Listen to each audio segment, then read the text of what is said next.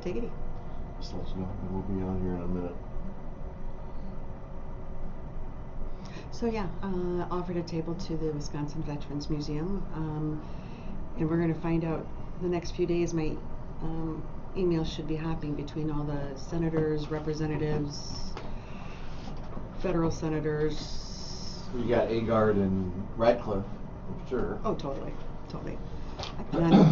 I've been on Radcliffe's schedule for, I don't know, 2 months. Ben was very helpful after we realized it wasn't going to work out at the Veterans Museum, trying to find other places and stuff. Okay. Well, don't talk about it right now, because we're... Oh, I understand. I'm very happy where it's going to be. They're so happy to have us. I think it's going to be fabulous. And it's a better room flow and stuff.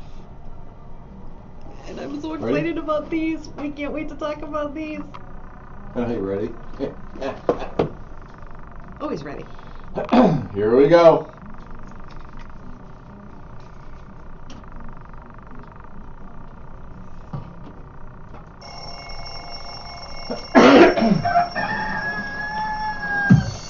Good morning, Sun Prairie. Time to rise and shine. What? Time to pour the coffee with Bill. He wants to be human. Time to rise and shine with Bill. He has all the ingredients for disaster. Time to get going with Bill. He is phenomenal. Welcome to Baker Street with your host, Bill Baker.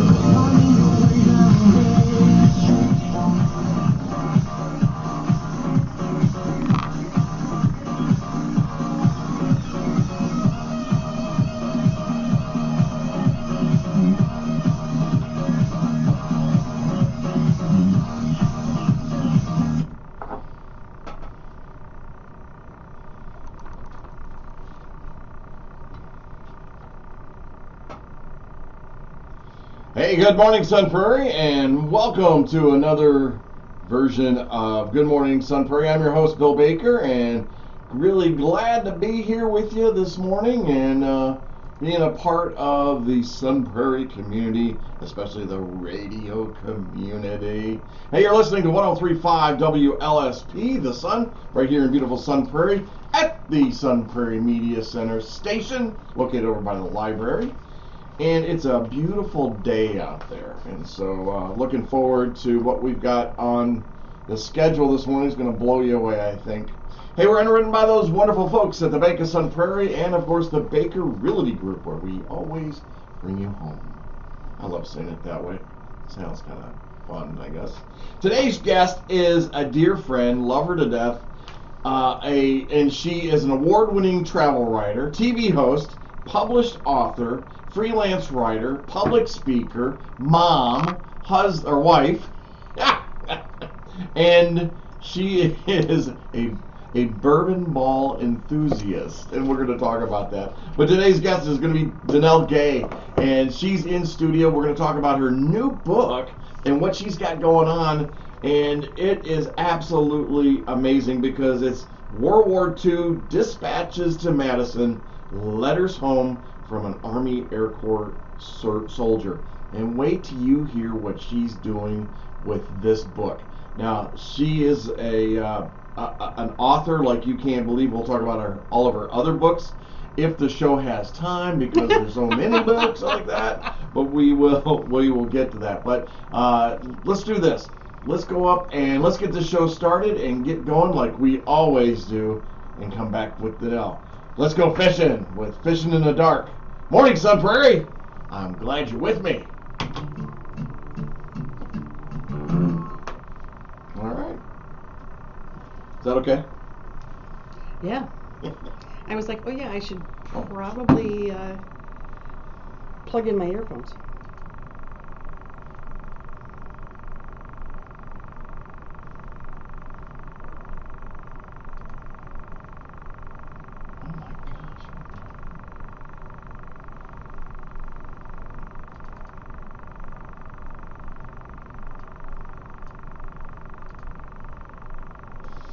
I forgot to put Facebook on. No, Facebook is on here. We got a few people watching right now. Good morning, everybody. I can't tell you who you are, but I know there's people watching. Go ahead and say hi this morning if you want. and would love to know who's watching us. And the reason I don't know who's watching right now is because I've got it going to about 4 different channels.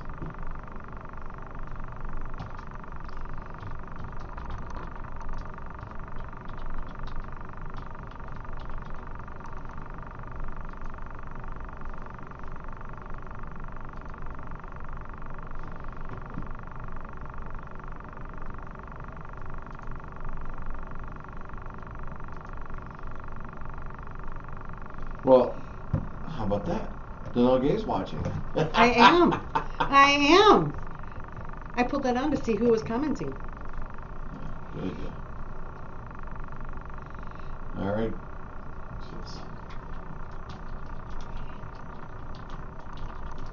So I have it going to YouTube. I have it going to my real estate page, the media center page, my Baker page. You're good. I'm trying. And your fingers work. They do.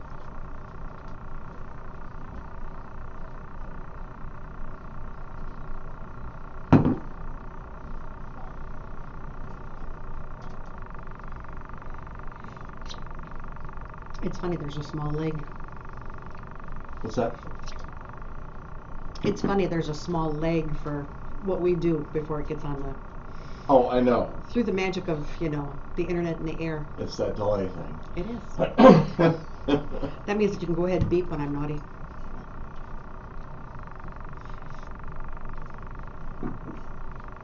Not that I would be naughty.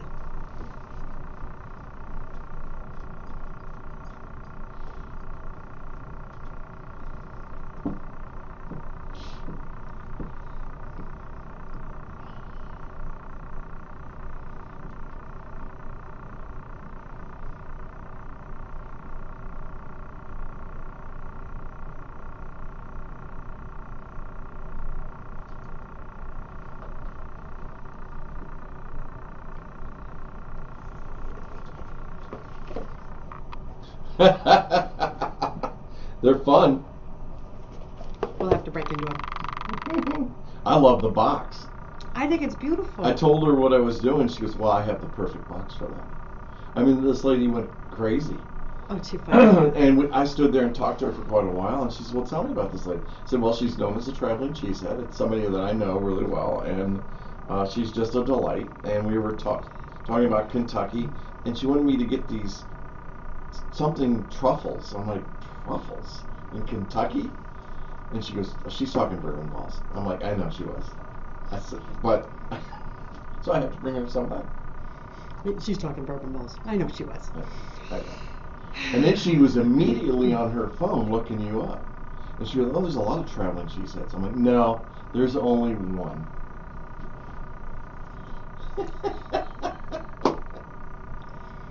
Mike Prue, good morning. Buddy of mine, Mike Prue's watching. Thank God somebody's watching today. Oh. I wrote, good morning, Sun Prairie, and it said, good morning, Sun Prairie Media Center. Oh, it filled out your tag? Yeah. Gee, when that happens.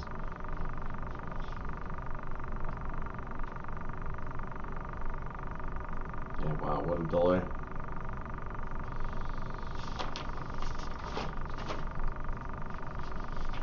We got to get to those words, though, today. What words? That you posted. Oh. Because there's one word I do not like. And I shared it with you already. Yeah. Everybody uses it. And I can't stand it. It's like, I cringe every time somebody says it. I'm just so frustrated.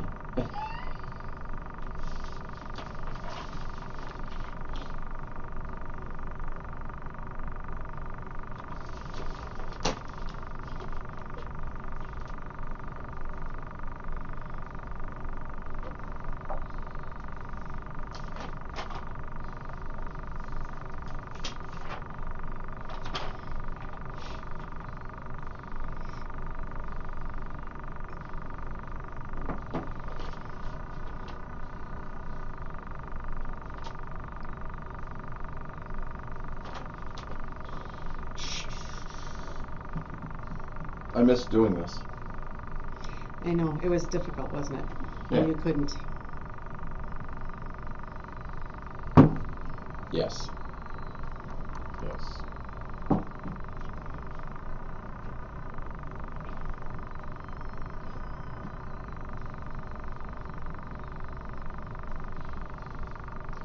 Facebook, I'm glad that you're watching. I know we got several people on here from the different channels and all that. Hey, if you got a comment, question, or idea, speak up. Don't be shy on me. I know there's several of you out there. So that's what it's all about. We get great feedback on Facebook.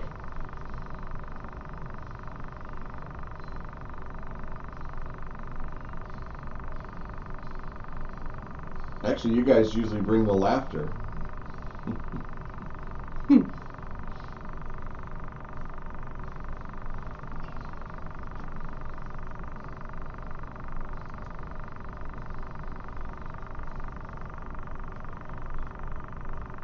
A little over a minute.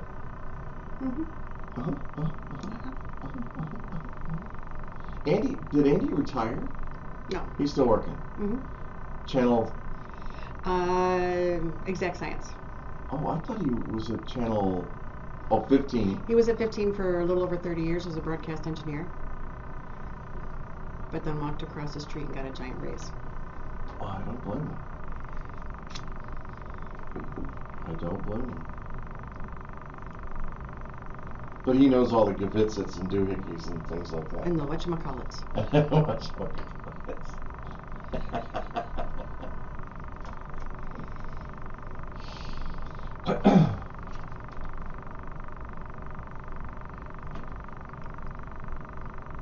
15 seconds. Ready.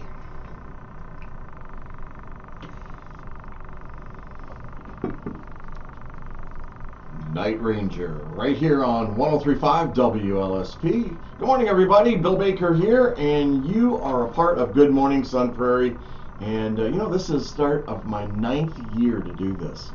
I've been involved with the Media Center for 9 years. We started with the real estate show, and because of Lisa Wolf, my dear friend, love her to death, my producer, former producer, when I first started, all they told me to do was go into the studio and talk. And Lisa pushed all the buttons. And today, I'm the button pusher, which my wife would probably tell you that I've been the button pusher forever. If my mom were alive, she'd definitely tell you I'm a button pusher. But 9 years doing this. And Good Morning Sun Prairie came for me by accident because Lisa had a co-host, and she got ill, and she was going to be off the radio for a while. Couldn't leave the house and all that as she was recuperating, and Lisa asked me to sit in with her as co-host, and that's how it started. And then Lisa, damn her, I know, she decided to go and become the executive director of the Columbus Media Center, and from there she's now the director at Watertown, and just has a booming career, and started right here at our media center. So I had to take over driving the train, and that's where we are. That's how we got here. But hey, with that said, I want to let you know about this. Summer workshops are already starting, and the Sun Prairie Media Center's popular summer workshop lineup has been released. So if you know someone aged 9 to 14 who loves to make videos, movies, or even a podcast, and wants help taking their creativity to the next level, then you need to get them signed up right away. And let me tell you, it will fill up fast. These workshops are amazing. These workshops are designed for budding journalists, filmmakers, actors, and social media influencers who want a fun and creative way to express themselves. Students are introduced to media production in a fun, hands-on learning environment that is conveniently located right here at the Sun Prairie Media Center and in the same building as the library, so it's easy to find. For more information, go to kids4.tv. That's kids4.tv. There's online registration started on April 16th. And mark your calendar, as these classes will traditionally fill up really fast, so make sure you get in there, would you? Because it's, like I said, it's a lot of fun. They get to play with the big stuff, the big equipment, the toys that I get to play with every day. And I still am amazed they let me do this. I get in here, I can push the doohickeys and the gewitzes and thingamabobs and the whatchamacallits all day long, and so, and even TV cameras, the big TV cameras. It's just that much fun. Hey, I also want to let you know about a wonderful event that's happening for Shelter from the Storm Ministries, which I'm a part of. Join Shelter from the Storm Ministry for our first annual Designer Purse Bingo fundraiser on Wednesday, May 8th at the Round Table on North Bristol Street here in Sun Prairie. Doors will open at 5 p.m. and the event starts at 6:30. Prepare, that means the bar opens early. Yay. Yeah, I know. Great place. Prepare for an evening of thrilling games. We will have 8 exciting rounds of bingo, which offering a chance to win a designer purse, raffle table, and there is a 50-50 also. Food and drinks will be available for purchase at the event, along with extra raffle tickets and bingo cards. Tickets are $30 and include 1 raffle ticket. Purchase your ticket online before May 1st to receive an extra raffle ticket. There are only 300 tickets available, so get yours today at going to Shelter from the Storm Ministry. They wrote this for TV. That's what they did, and it's hilarious. So, go to Shelter from the Storm Ministry and check it out. Hit the bingo link, and you'll be all set. All proceed benefits homeless moms and kids in Dane County. I love this. Good stuff. It is. It's a great stuff. It's a great organization. I've been a part of it since the very start. My name is in the wall of Shelter from the Storm Ministry. So you were like a child who carved your name in the wall? No. When they were building it and rehabbing it, you got to sign it. So that was. Aww. I know, it's cool. I really liked it. Hey, that voice that you hear is a dear friend who is absolutely Sun Prairie. I mean, she beams Sun Prairie, and she's also an award-winning travel writer, TV host, published author, freelance writer, and public speaker. And she's just put out a brand new book that is really going to open your eyes to veterans, some of the transitional issues with being a veteran, and also it's going to touch your heart. It will bring a tear to your eye. This new book is called World War II, Dispatches to Madison, Letters Home from an Army Air Corps Soldier. And with that, welcome to the show, Dannelle Gay. Thank you. Better known as the Traveling Cheesehead. Yes. You're awesome. You are awesome. I love your stories. It's so.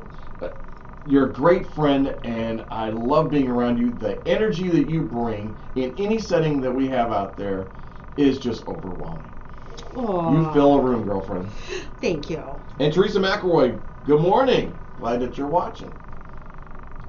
So this book that you have here, there's a personal story behind this. Total passion project. So I'm a travel writer, and that's what the majority of what I do is. But about 20 years ago, I saw these journals, and when my father-in-law was in World War II, his mom saved everything he sent home. Okay. So while he was across the country, even when he was training in St. Petersburg, Florida, and then took the train to Blythe, California, every stop he got off and sent a postcard home. Tickets from USO dances, all the letters, telegrams, V-mail, you name it. There was so much to work with. The photos. So it was a fabulous collection of material to work with to write this book. Well, so it's very personal to you. It is. Oh my gosh. I mean, World War II, World War I, and maybe a little bit of Korea and Vietnam, but World War II especially was deep into those letters, and people, the soldiers waited for those letters, and family members waited for those letters, and when they didn't get a letter, oh my gosh. I mean, I can't imagine, because it got to a point where Western Union would bring the bad news. Yeah. And so if your kid was all of a sudden sent to Europe or to Asia, it could be 6 to 8 weeks before you would hear from them again. And if they got somewhere and they sent a telegram, every time your doorbell rang or someone knocked on your door and had a Western Union uniform on, I would have been a terrified wreck as a mom. well, if the taxi or the car pulled up out front.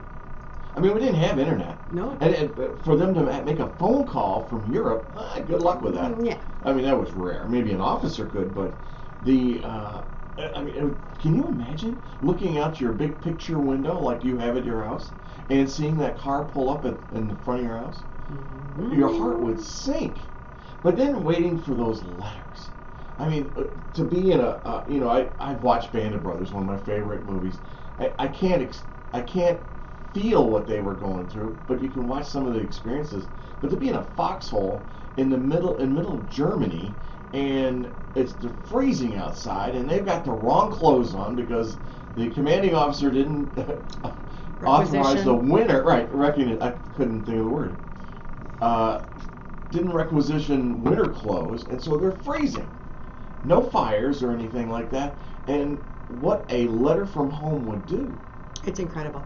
And the young man that you read about in the book on those pages is the same humble, kind soul that I knew for almost 40 years, Yeah.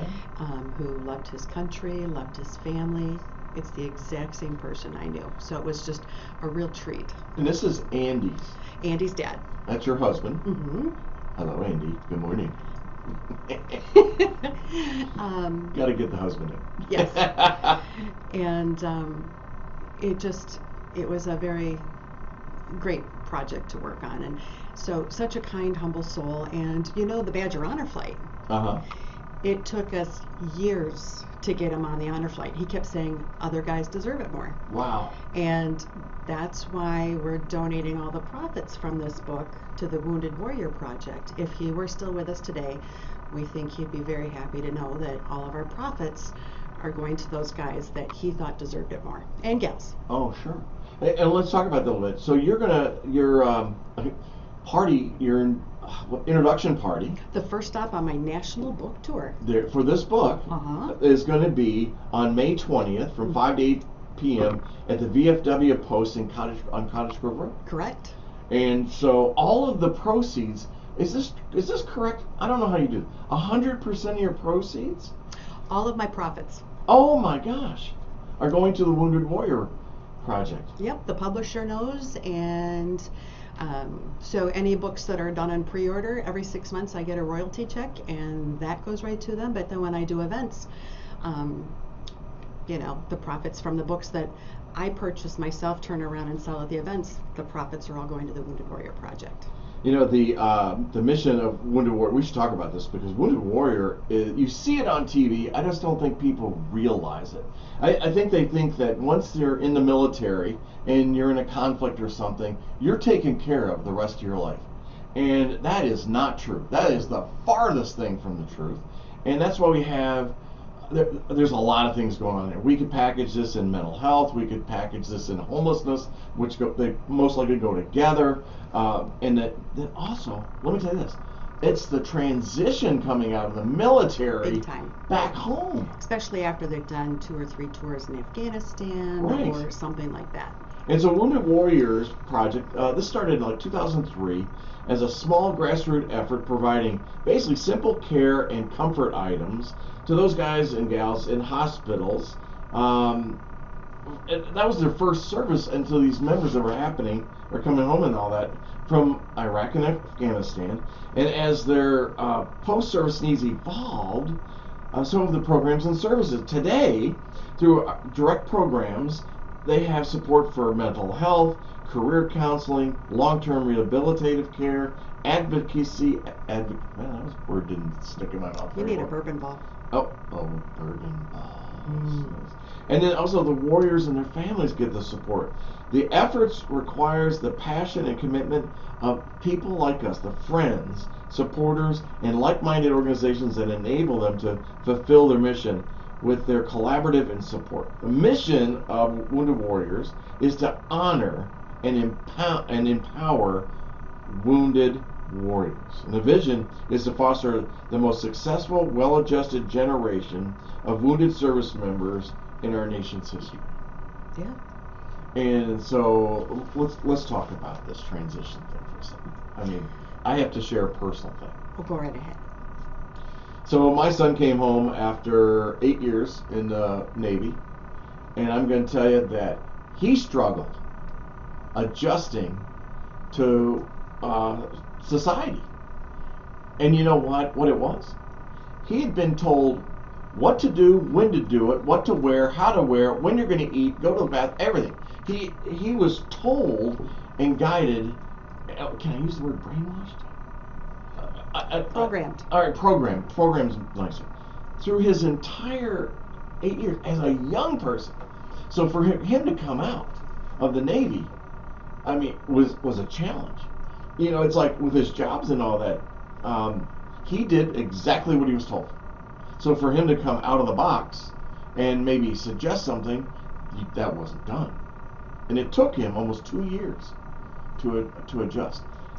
I can't imagine a soldier coming back to society that has been in Iran or Afghanistan, Fallujah. I mean, we can name all the different conflicts. Yeah. And not having the support that they really need. It's terrible. So our child is 17 and away at college now, but when they were taking driver's lessons, one day the instructor, she was having a really tough time, and she told me that her son had done 3 tours in Afghanistan, come home after 8 months, couldn't get any help anywhere, and then took his own life. It was about the 1-year anniversary of his death. So, or suicide, I guess I should say. So these kids, they need help. I mean, some of these kids are coming back both different mentally, physically, or, you know, a combination. So Senator Agard and I had a nice little chat, and she said, you shouldn't have to do something like this. And I said, until the government does, it's people like me who do need to do stuff like this. We need to take care of these people one way or another. Yeah, absolutely. You know, stepping up today, it's volunteer. I mean, back in the Vietnam War, my dad was Invited. Oh yes, he was invited By Uncle Sam. They were invited. He gets this little notice. Hey, we want you to join us. Come, Fort Knox. here's the party date. Come here. Yeah. You look great in green. Mm. But he's a Vietnam guy, and so he doesn't talk about it. I will tell you though, in '79 when I went to college, we had the Iran crisis. Remember that with the hostages? I was very, very, very young. Oh my gosh! Okay. Child. Well, you read about it later. I did. I studied it in high school. So my dad, sent me a book by James Webb called Fields of Fire, and I said, Dad, why are you sending me this book? He says, you need to read this. He says, I feel we're going back into some kind of conflict, some kind of battle, and you need to be aware of what's going on before something comes up. I said, well, I'm in college. I'm not going to get drafted or anything. You know, but he was scared to death because, you know, we had the attempt to save the hostages, to rescue them, and that was terrible, had a terrible result in it. We lost several soldiers in that attempt, and it just kept getting worse and worse and worse. But one of the things from the book that I remember was my dad used to say too. He says there's 2 kinds of snakes in Vietnam. One you'll know immediately because it's so big it's ridiculous, and he says, but the other one is deadly. And he says, if it's a snake, just leave it alone, because I like snakes. I like to play with snakes. And he's like, you just need to leave them alone. And he goes, always check your your cot, your sleeping bag, whatever you have, check it before you get in. But he was nervous. He was really worried about it. So Andy's dad was in World War II. His dad, Andy's grandpa, was in World War I. And so when Bob went to him and said, you know, Dad, guys are signing up. I think I want to do this. His dad was like, can you just be a teenager for a little bit? Because, you know, you're going to get your invitation. We know this. But he had already been through war. And I can't imagine having been through war, then the thought of sending your, you know, only son off to war. World War I was horrendous. Mm-hmm. I mean, go watch the movie War Horse, and you'll see the visualization of some, and that still doesn't do it. The mustard gas, things like that. Oh, the Spanish flu, the mustard gas, right. The trench warfare, the freezing, and right. Yeah. Yeah, I'm trying to think. What is it when not disinfectant, not dysteria. God, I'm a medical guy. I can't even think of the word. I have no idea where Well, you're it going. goes right through you. Diphtheria.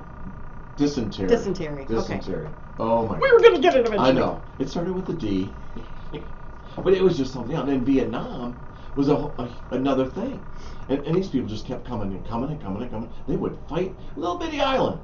How many years was that? Mm. And our guys came back and they were a mess.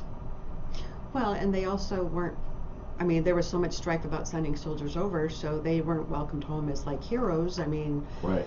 it was Very tough. political. And I think that's why like the honor flight is so important, especially for, you know, that generation, is because if they weren't, it might help them with the headset coming back. And it's got to be hard to come home and reacclimate when everyone's calling you a baby killer. Baby killer. Yeah, it's terrible.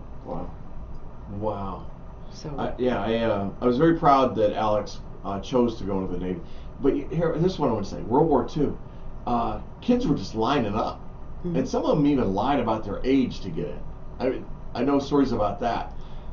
But it was an honor. I mean, it was something to be proud of. we were attacked on our own land. Yeah. And so there was a lot of fear whether we were going to be attacked in more places and different ways. I mean, we were watching the borders from Mexico, that they thought the Japanese would come through. I mean, so many different things. It's just kind of, Yeah. they did what they had to do. The Sure. greatest generation. They were the greatest generation. Mhm. Absolutely. Amy McCutcheon says, Bill, my dad was a college student in good standing and was still drafted for the Korean War. Being the man he was, he didn't question it. He left college. Of course he did. He was a sweetheart. Yeah, well, he was a sweetheart. Oh, I know Amy's dad. Oh, you do? Yeah. Oh my gosh. He used to be a customer at my restaurant years ago. Oh my God. We'll talk about that if you want to. I mean, that's kind of cool, I think. I knew a lot of the World War II You- guys there. I mean, Well, you knew most of those from Prairie. Eddie Becker and Amy's dad, and he told the worst jokes, terrible jokes, but he was a sweetheart. They were all sweethearts. Wow. What made you put this book together? Where did the impetus come from? When I saw the journals and all the history that was collected there, it was a project that I knew, and the timing had to be right. And it's the 80th anniversary of D-Day. Yeah. Bob was stationed at Mendelsham Royal Air Force Base, which helped provide cover for Normandy and D-Day. So after VE Day, his unit was shipped back over here, and he actually spent time in Roswell, New Mexico, before the funny stuff happened. And so it was just interesting to read the snippet from a soldier's perspective, where they felt they couldn't tell you much. They thought they didn't have much to write about, but golly gee swell, those letters that they arrived. And his baby sister got married while he was overseas. They shipped a piece of wedding cake. Oh my gosh. Mom and Dad wanted to wait till he came home for the wedding, and his letters didn't say it. Didn't say I might not come home, but said this must be a heck of a guy, and start your life, don't wait for me. And the next letter was, Mom, I have no idea what a young lady needs to get married. Here's some money, please buy Kath something fabulous. And Kath is still with us, his baby sister, and she might be there on the 20th. Oh my goodness. Now you're a veteran. Shh. What's wrong? What do you mean? Shh? It's not about me. No, but you are a veteran. Was it Army? I joined the Army Reserves to pay for college, and I Uh-huh. was at the 44th on Park Street. Okay. And my Staff Sergeant Shirley Wilkinson, I remember still, fabulous, got me in a ton of correspondence courses and stuff. And then most of the unit shipped over to Germany because of Desert Storm. Is it called an MOD? MOS. MOS. What was your MOS? Administrative specialist, but it was a Okay. hospital unit because I was using the GI Bill to pay for college, and I was going to be a doctor. Oh, you, me, both. I'm not a doctor, though. I mean, me either. I'm not a doctor. I had to study, and I forgot. I just never got back to that afterwards with the money from a different settlement and all that. My mom and I opened a restaurant here in town. So far off. You can sit there and think you have your life planned out, and then God goes, no, and changes your direction. And I wouldn't be where I am today if If you I went had to the gone Army. the way that I had planned to go. Right. Yeah.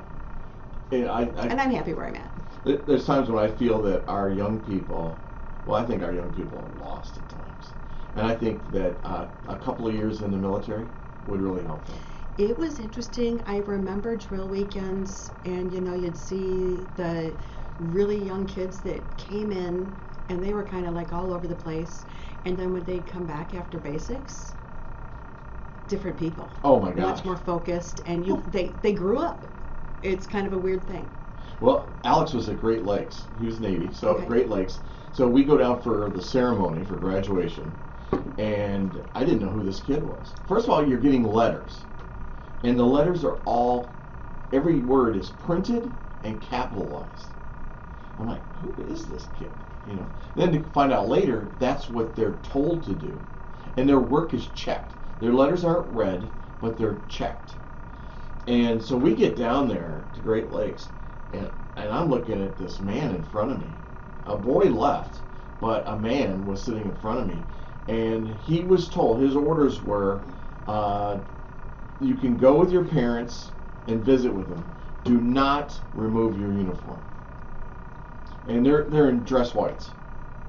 And the first thing that happened, this damn mom, I tell you, she comes up and gives this kid a huge hug. Makeup. Lipstick. Red lipstick on his blouse. I got the right word, blouse.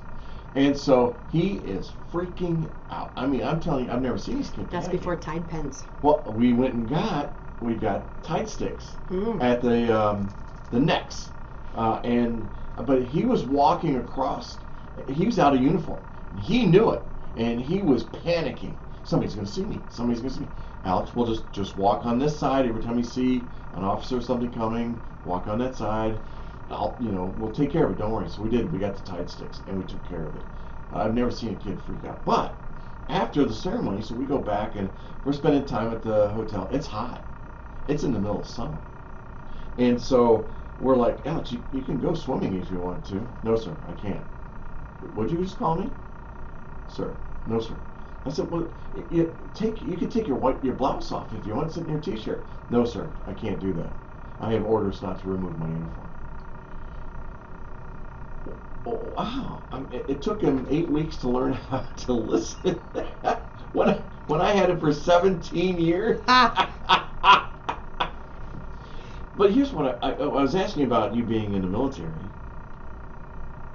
Can you imagine, and you were Army, so can you imagine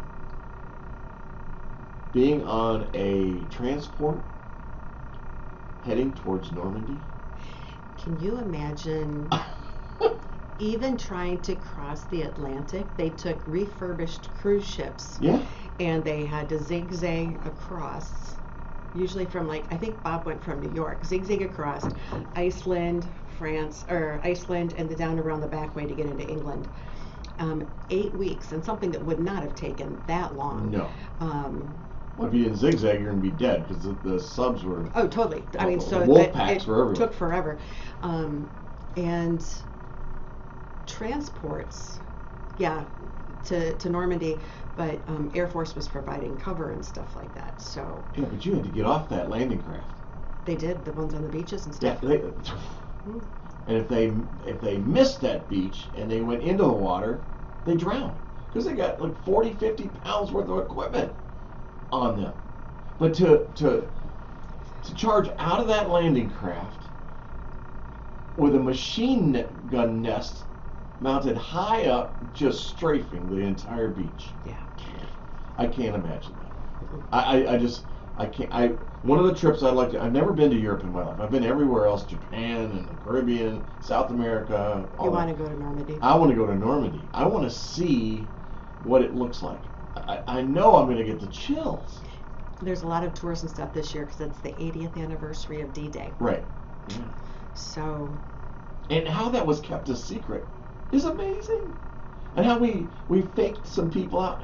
Patton being sent over to a different direction. Inflatable tanks being planted. I mean, the skill that went into that. I mean, it couldn't happen today because we've got satellites and they'll be going, they switched their toilet paper from Charmin to that paper stuff.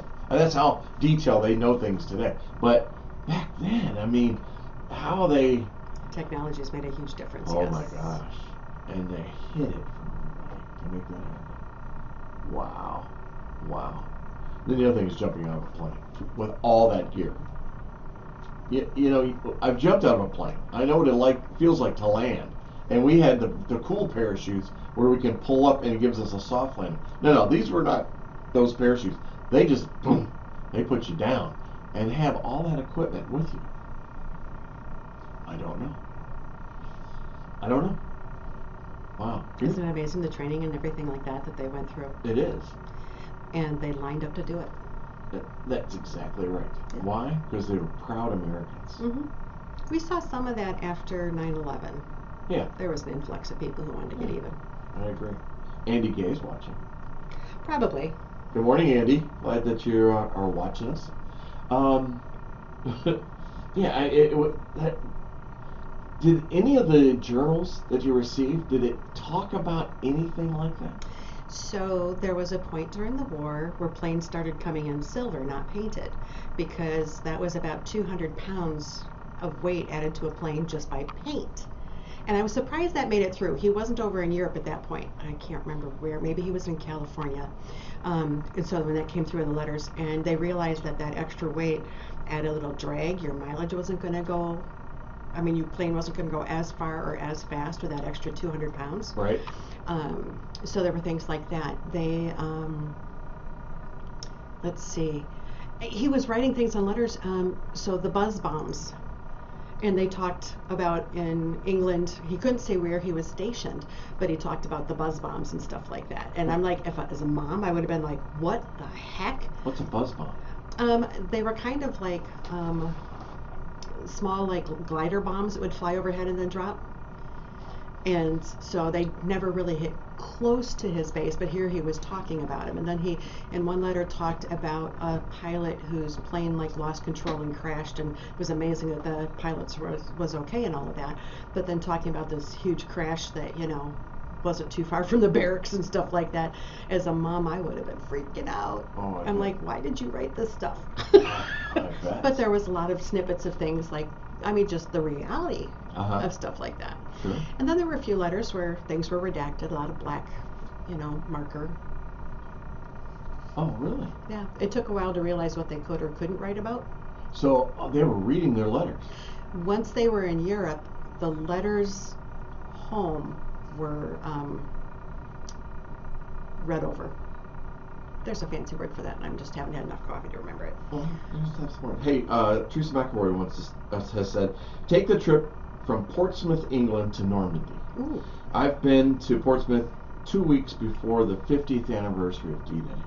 Saw the Overlord embroidery at the museum in Portsmouth. If you don't know what that is, Google it. I'm on a radio show. Do you think I could Google that right now? Smart aleck. Come on, Terry. You got the Overlord. I know what Overlord was, and that was the entire D-Day process, the embroidery. I gotta put that on a bucket list. I gotta put that. Hey, you've got some help in this. Tom Parr. Oh, fabulous. From the Wisconsin Veterans Chamber of Commerce. He's the regional director. How did he get involved? So, I'm a big proponent of our Chamber of Commerce here in Sun Prairie. The greatest Chamber of Commerce in the Wisconsin area. Yeah. They do such an amazing job creating opportunities to connect with other people. And it was at Sunrise Sun Prairie. And that's where I first met Tom. Okay. And I was finishing the manuscript. And then I asked if he would write the foreword. After I got to know him a little bit, I said, this is the perfect guy for this. Passion and heart for veterans and with what I plan to do with the book. And he wrote the foreword to this book. Oh my goodness. Yeah. Well, I'm going to tell you this, that Senator Dale Konyege, how do you say his last name? Kuyanga, I think. Kuyanga? He's a former senator now, but right. yeah. In the 5th District, this is what he wrote. He said, great work. You've done your country and family a great service. The letters capture the essence of the fight from the service member's perspective. As a 20-year member of the U.S. Army, it's remarkable how much has not changed, and I felt a strong bond with my fellow service members from generations past while reading this book. That touched my heart. That was very sweet of him. That was my advanced reader team of former, well, Wisconsin veterans. That's Yeah. my advanced reader team, and Tom helped connect me with some of those. So it's been really amazing reading what some of them have been saying about the book. That we'll use that in the press material and stuff like that with the publisher, but the fact that this is some of the stuff that they're saying that they really, it just touches my heart because it's such a great story of, like I said, just gosh darn sweet kid, you know, from the Midwest. And yeah. I so feel your passion for this book. And when did you start writing it? I want to say sometime last summer.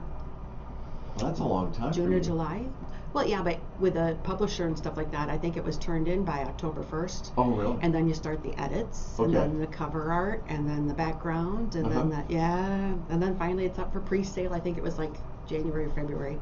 They Well, started. this seems like this book took you longer than other books.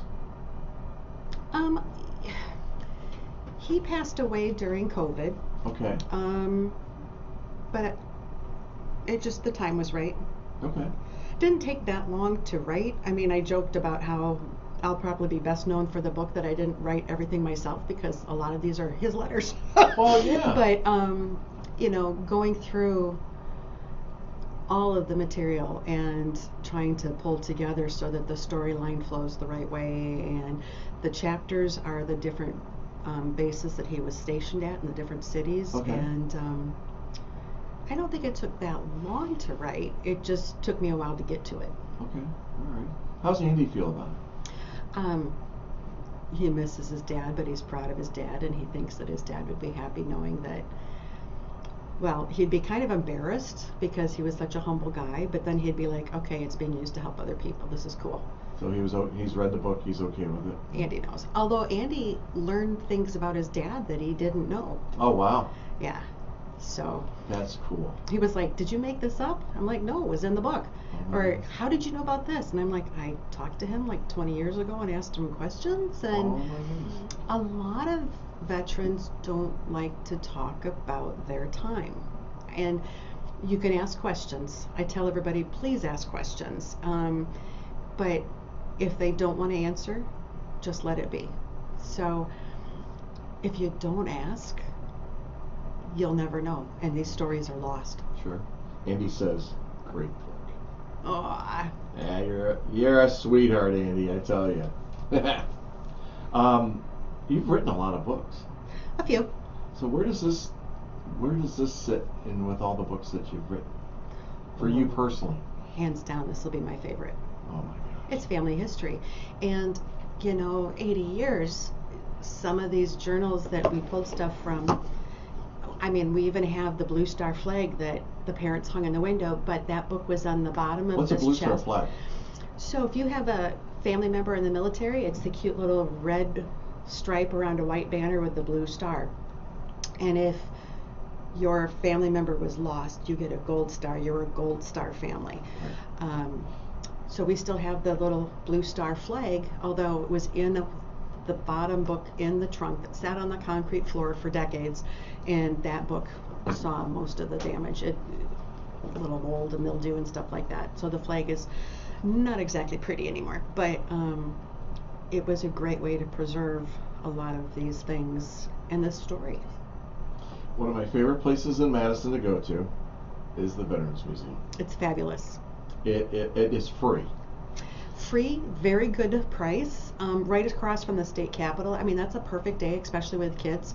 Tour our state capitol, then walk across the street and go through our Veterans Museum and see all of the different wars that our Wisconsin people have been involved in and the way that they tell the stories. And they're in the middle of a capital campaign right now. They're trying to raise $10 million to make, to build a new building so that they can show a lot more. They have like only 10% of their collection out because they don't have the space. And they're trying to make a larger, bigger space. And so a great organization to put some money into. My office used to be downtown, Okay. right on the square. I mean, I could look out my window and there's the Capitol. And so I used to take the walk over there just for a break. We'd go have lunch, and then we'd go to the Veterans Museum and just spend time there. And it's delightful, to the point where I got to know enough people where I was invited down into the catacombs to see all the flags. Wow. And the amount of flags they have is something Crazy. else. And to see a flag, it's over 200 years old. They pull it out, the gloves are on, and they peel back the onion paper, I guess it is, or whatever, to show me this flag from the Civil War. I'm like, oh my gosh, there's history sitting in front of me. And it was a battle flag. And it's just, I like going there. I always played Army as a kid. I used to wear my dad's uniforms and that as a kid. There was overwhelming size and all that, which I definitely outgrew. But my buddy, and this is when I was 8 or 9 years old, 7, 8 years old.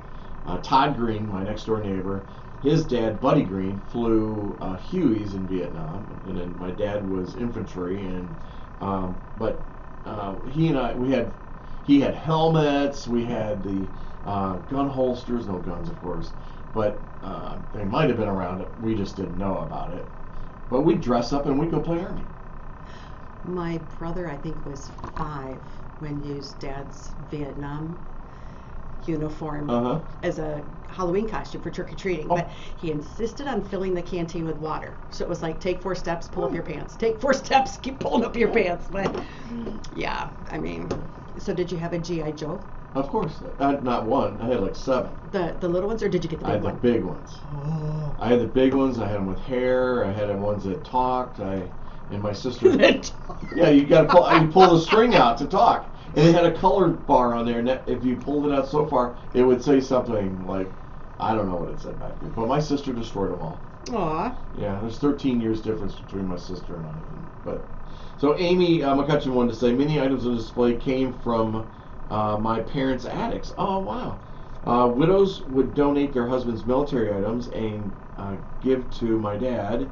He held on to them until there was a place for them to go to honor them. Oh, wow, that's pretty cool. I like that you can walk across the deck of the USS Wisconsin. The actual floor, because battleships, right? Yeah. Wisconsin's a battleship. They had the teak floor. Mm-hmm. Battleships had teak floors, not metal floors. Walking across the Ronald Reagan aircraft carrier for my kid was amazing, too. To know that you could lay the Empire State Building on the deck of the carrier and it would just hang off. Isn't it the craziest thing? They're huge. To know that 5,000 people can be on that carrier at one time. It's a small city. Right? Small city. Then you got free coffee and you got Starbucks coffee. You have to pay for the Starbucks coffee, which is probably the free coffee anyway. I mean, yeah. It's like, Costco. You can have the Kirkland brand, or you can have the real Private label, or, yeah. Yes, but Too funny. The service world is interesting. We were talking about this before the show. I mean, Alex is looking to start a business with another Navy buddy of his, and they've been researching all this. But I had to bring to him, I said, I know this guy, Tom Parr, and it's the Veterans Chamber of Commerce for Wisconsin. Yep. I said, he's worth meeting and talking to because you may have some resources, money-wise, that you have no idea. Or you may have some learning elements, some mentorship that could really help you. There's 15 states that have a Veterans Chamber of Commerce. So Wisconsin's lucky enough to be one of those. Oh, yeah. And then, the thing that I think our younger veterans really don't take part in as much as the VFW. They don't go to the VFW like our older guys do. And I know that they've shared that their numbers are shrinking because nobody goes. Sun Prairie. I'm talking about Sun Prairie. Okay. I don't know about that. Sun Prairie, the VFW, is also where the American Legion Post 333 operates out of also. Okay. But, I mean, World War II. Coming out of World War II, all of the social groups exploded. The veterans, the VFWs, the American Legions, Lions, Rotary, Masonic, all of that, because that's how you did your networking. Sure. And now post-COVID, it's almost the same thing. You're seeing a lot of these groups starting to jump again. Even the Chamber of Commerce here, the membership has been exploding because you can't email a handshake, and No. you never know who the person you're talking to knows. Right. So those connections and relationships that you build, people have realized, again, it's taken about 80 years, but they've realized how important they are to make. Yeah. And you're starting to see a lot of that change. I think that you're seeing them, start to explode. Well, I mean, our Chamber of Commerce. It's oh my gosh. fabulous. We're Other over, chambers are copying it. We're over 500 members.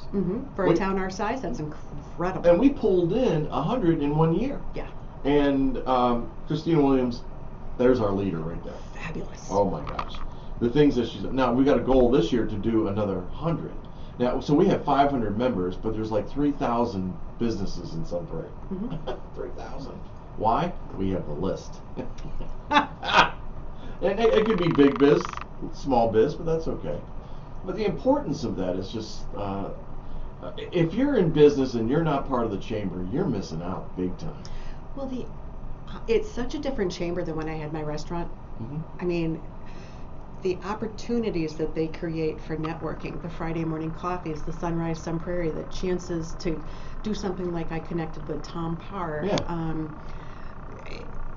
The opportunities created. You just have to show up. And I've heard a few people say things like, oh, I was a member, but I didn't get anything out of it. Oh. It's not that you don't get anything out of it. It's what you do put you in. show up? Are There you you making go. the connections? And it's not like an instant gratification. It's like you're building these friendships and relationships, and a year later, the right connection or opportunities or whatever with the connection, you're investing in your future and your community and building each other up. Exactly. It's the people that make those comments like, I never got anything out of it. They're the ones that keep waiting for things to happen for them instead of making things happen by being involved. And I always felt that if you help So God forbid they people become get what city they council want, it members. always comes back to you. Right. Yeah. Yeah. Did you catch the end of that? Yeah. Okay, you did? I did. You just let that go over? I did. Why? I don't know. No. Oh my gosh. Is it bourbon ball time yet? Oh, let me tell you about these bourbon balls, guys. Hey, well, let's do this. Let's take a break. Okay. And we'll reset the show. We'll come back. And then we're going to talk about your other books. And we're definitely talking about 100 things to do in Wisconsin before you die. And we're going to learn about your coffee and other books that you've written. Oh my Is that gosh. okay with you? Fair enough. We can do that? Okay. You're the best, I tell you. How about this? Let's start with a little REO Speedwagon. We're going to take a break, and then we'll be right back. You're listening to 103.5 WLSP, The Sun. Good morning, everybody. We're on Facebook still. Yep. I have to remind people all the time because all of a sudden we'll go blah, blah, blah, blah. Terry McElroy, you're awesome. It's like, oh, live Amy, link. thank you so much. Are you getting their post also? Yeah. Okay. Jim Reiniger, sweetheart. He told a lot of jokes that were old Red Skelton jokes. I don't know him. Do I? Jim Reiniger's passed. Oh, that was Amy's Amy's dad. dad. Okay. I love Red Skelton. So he'd come in some morning, sit down, have coffee. I'm tired. I am so exhausted. I just, and the guys are like, what's going on? I dreamt last night I was a muffler. I woke up totally exhausted. I stuff like that. Some of them were a little naughty, but I mean, he was funny. Oh He my was a good gosh. guy. He was a really good guy. Eddie Becker, who had Becker Automotive up by now it's PPA, and he was a paratrooper during World War II, Okay. and just the gruffest exterior, but he was like the biggest teddy bear. I Oh my mean, he goodness. just such sweet people. Yeah, the greatest generation. Do you ever see, well, I can tell you the answer already, but I'm just setting it up for you. Do you ever see kids out playing Army today? It was funny. I was at the Michigan Governor's Conference on Tourism a week and a half ago, and the keynote speaker was like, think of your favorite toy from the 80s. And I'm like, okay, 70s, little. And then I'm sitting there going, we were outside from sun up to sundown we used sticks to play cops and robbers, or you know the. So I'm sitting there going, toy. I think I had one Barbie doll when I was a kid, and that was like the holy grail was having a Barbie. We were poor folk. No, I'm just kidding. We were farmers. But when our table was like, so it was your toy, and I'm like, a stick. Yeah. And they like talked to me like I was the Charlie Brown with the rock for all the trick or treat. And you kept that stick. Oh, if you you found the right stick, that's right. you kept that your stick. Oh, you did. But we played, red light, green light, and kick the can, and I mean, we were outdoors, and when that street light came on, you hightailed it home. Right. Kids don't play outside anymore. It seems like, unless they're in sports. Yeah, they're on their phones too much. But yeah, so I used to have because I like playing Cowboys and Indians too. You had 2 sticks. But I had my guns. I had 2 guns. Oh, the cap pops. Caps. It had caps in them. That was a blast. Oh, ha ha. Ah. But yeah, totally. But here, the screen showed everything, the G.I. Joe dolls and all this other stuff, Sure. and I'm like, we were simple folk. No. I had a brown G.I. Joe. I had the brown hair. I had a blonde G.I. Joe. I had the beard, the hair and the beard. I had a couple of those guys. I had the plane. I had the Jeep. You were rich. I actually had 2 Jeep. No, thank goodness for grandparents. Yeah. My mom and I lived with my grandparents for a long time. Now, I tell everybody when they say, "Oh, I can't afford, the children's museum or the, stuff like," I'm like, gift of activity. Ask for Christmas. The Sun Prairie Explore Children's Museum or Old Brick or whatever. Ask for a family membership as a gift of Christmas. Yeah. Are we almost back? There we go.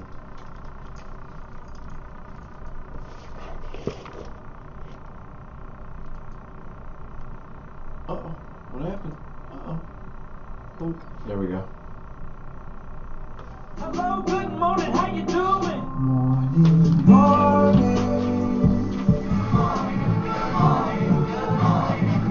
Good morning.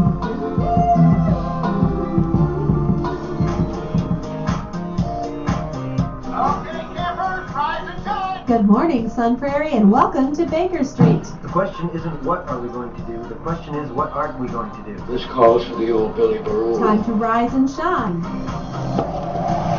Now here's your host, Bill. Hey, thanks, Lisa. I love that. I can't get rid of that. I have to keep it because she does such a fabulous job in that, and I just really appreciate it. Hey, I want to remind you again about summer workshops here at the Sun Prairie Media Center. If you know someone aged 9 to 14 who loves to make videos, movies, or even podcasts and wants to help take that creativity to the next level, then you need to sign them up. These workshops are designed for budding journalists, filmmakers, actors, and social media influencers who want a fun and creative way to express themselves. Students are introduced to media production in a fun, hands-on learning environment that is conveniently located right here at the Media Center next to the public library. These courses inspire kids in a creative atmosphere to learn communication skills they can use for the rest of their life, and yes, they get to use the big boy toys and all of the real equipment. There is no shortcuts here. So for more information, go to kids4.tv. That's kids4.tv.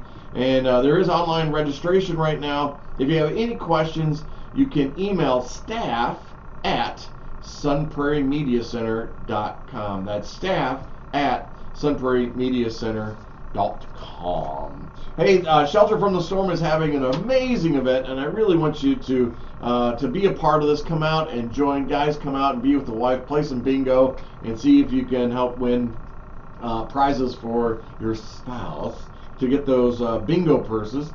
Because Shelter from the Storm is a cool organization right here in Sun Prairie that helps single moms with kids by giving them a hand up and not a hand out. So join Shelter from the Storm Ministries for their first annual Designer Purse Bingo fundraiser on Wednesday, May 8th at the Round Table right here on Bristol Street in Sun Prairie.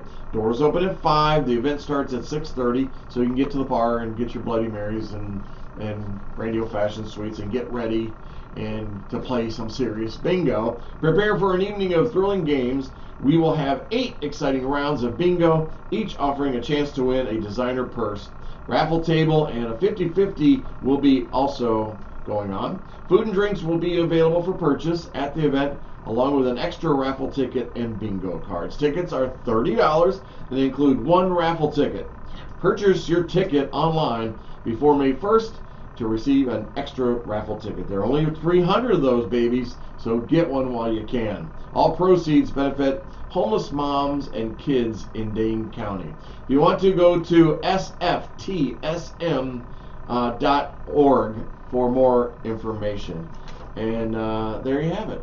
Hey, we're talking to Dannelle Gay, and she's here talking about her new book that she has. That is, I can't wait to read it. I've not seen one yet. I'm hoping to get one on the 20th of May so I can get it signed. It'll be my second signed book. But it is the World War II Dispatches to Madison, Letters Home from an Army Air Corps Soldier. Now, this lady, if you're just joining us, Dannelle Gay is a Sun Prairie resident, a good friend of mine, love her to death. But she's also an award-winning travel writer, TV host, published author, freelance writer, and public speaker. And she's also known as the traveling cheesehead. And yes, she has a fromage the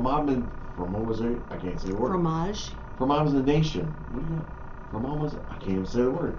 Who makes the hat? Oh, Foamation. There you go. But the Green Bay Packers bought out Foamation. They did? So if you have stock in the Green Bay Packers like we do, then you now own the company that makes the cheese hats. So I'm a stockholder.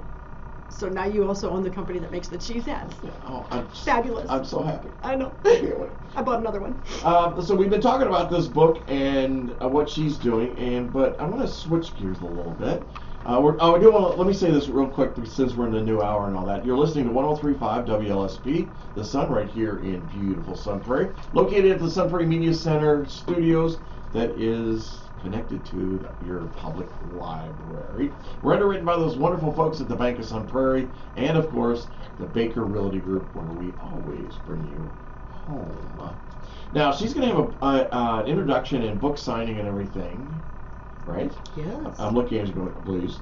It's going to be on May 20th from 5 to 8 p.m. at the VFW Post 7591 on Cottage Grove Road.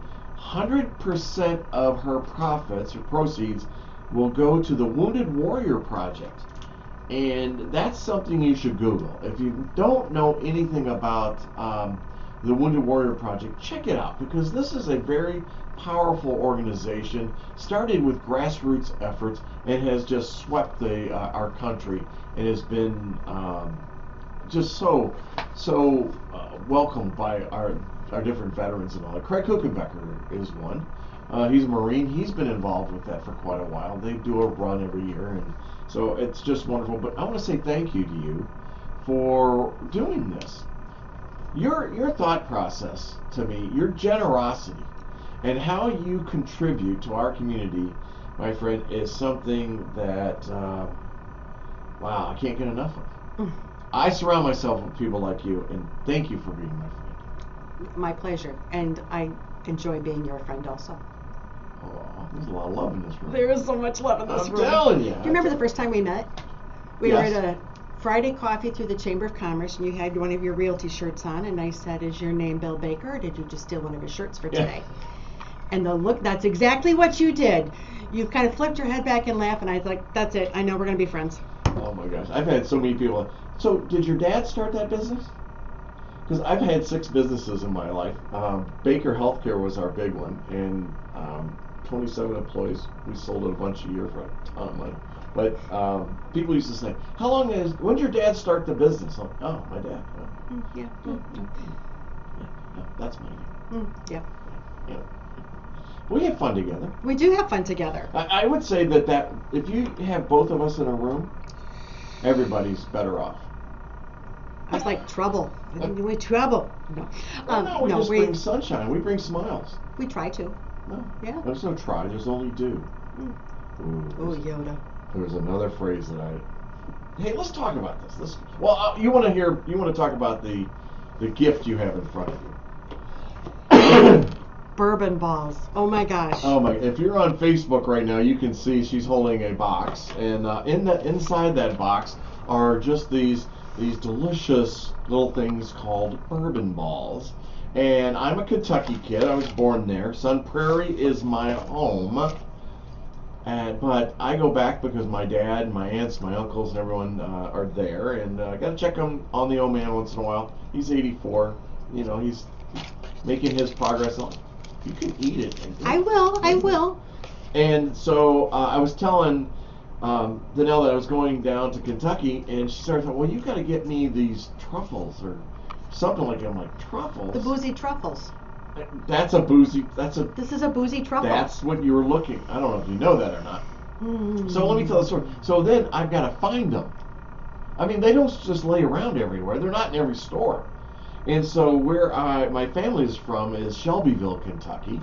And I went to Claudius Sanders' business and restaurant and everything, thinking that they would have them there. Oh no, they didn't have them. Claudius Sanders was the wife of Colonel Sanders. Ah. Once the Colonel sold the business, he couldn't have another restaurant in his name. So they opened up another restaurant called Claudia's. And it's just absolutely fabulous. It's 20 miles outside of Louisville, east from Louisville. And you've got all the country food that you could eat. Greens and all that, and chicken livers. Yay. No. Have you ever had one? So, are you familiar with cars? Yeah, a little bit. Liver is like the oil filter of a car. I know. For your body. I will not eat liver. Do you eat hearts? Nope. Oh my gosh. No organ meats. So my mom used to make chicken livers all the time. My grandmother used to make chicken livers all the time. I can make them.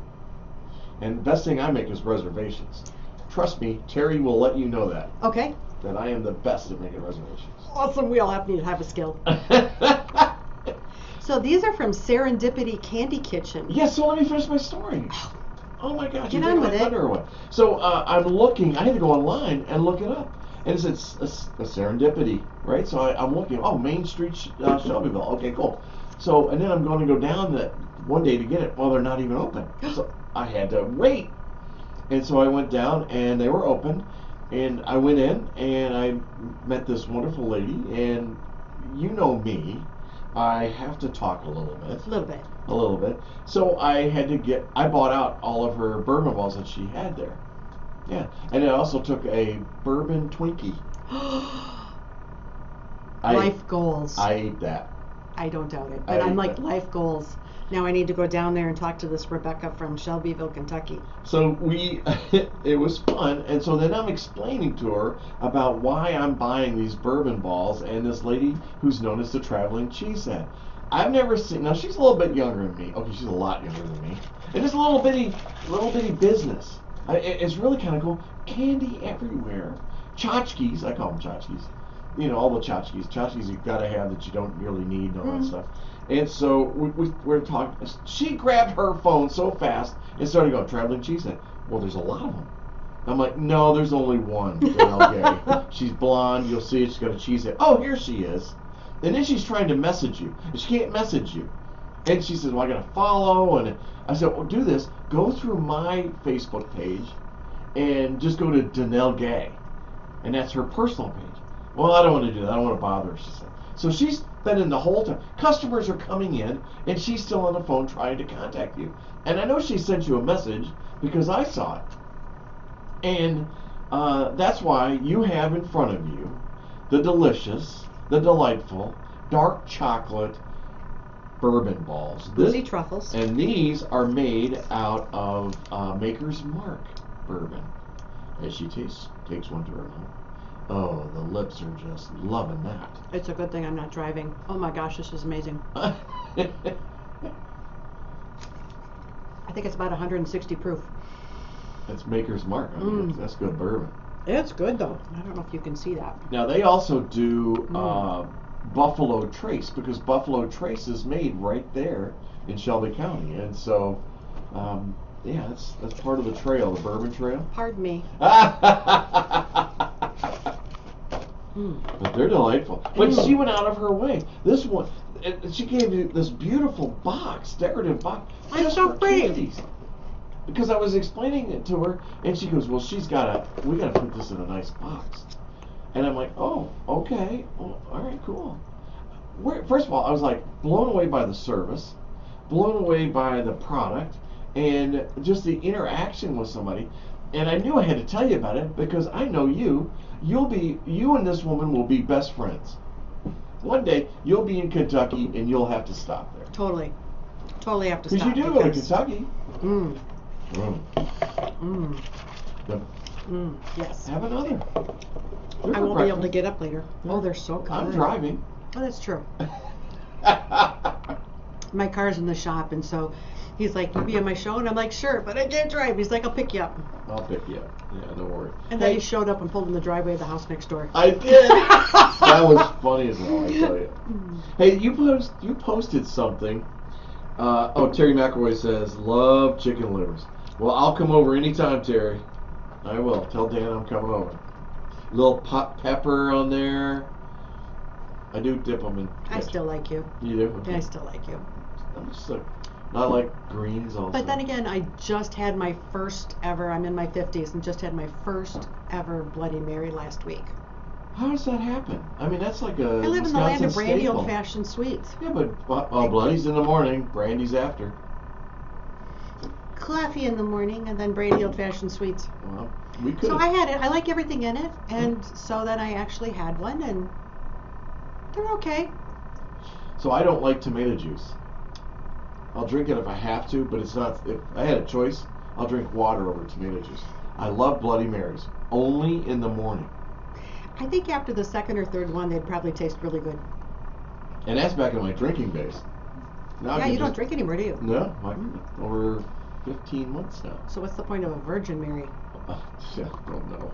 Have you ever seen some of these Bloody Marys? They got like chickens on top of. They had a whole bar for us with skewers so that you could put, meatballs and shrimp and steamed dumplings and cheese curds and pickles and olive, you name it. There was a huge table full of stuff we could add to. So we just kind of made skewers and then had a snack. Because I ended up switching my Bloody Mary out for a sangria. Oh, you didn't care for it? It was okay. I mean, I could drink them if that was like all that they offered, but they offered other things, so I kind of did that. So do you like your bloody? So you only had one. Was it spicy or non-spicy? I was going to take from the table where she goes, "Oh, you've never had these are spicy," and she sent me over to the other side. Okay. Yeah, I like mine spicy.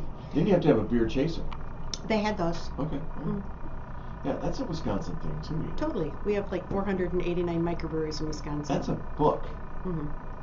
Bloody Marys across Wisconsin. Don't give me ideas. I'm currently writing Unique Eats and Eateries of Wisconsin. That'll come out next year. Unique eateries? Unique so give me Eats an and example Eateries. of that. So the National Railroad Museum, Which we got to talk about. which is in Green Bay. They have a hobo lunch that comes tied in a bandana. Oh, Isn't that the coolest thing? that is absolutely awesome. So what's in it? A sandwich?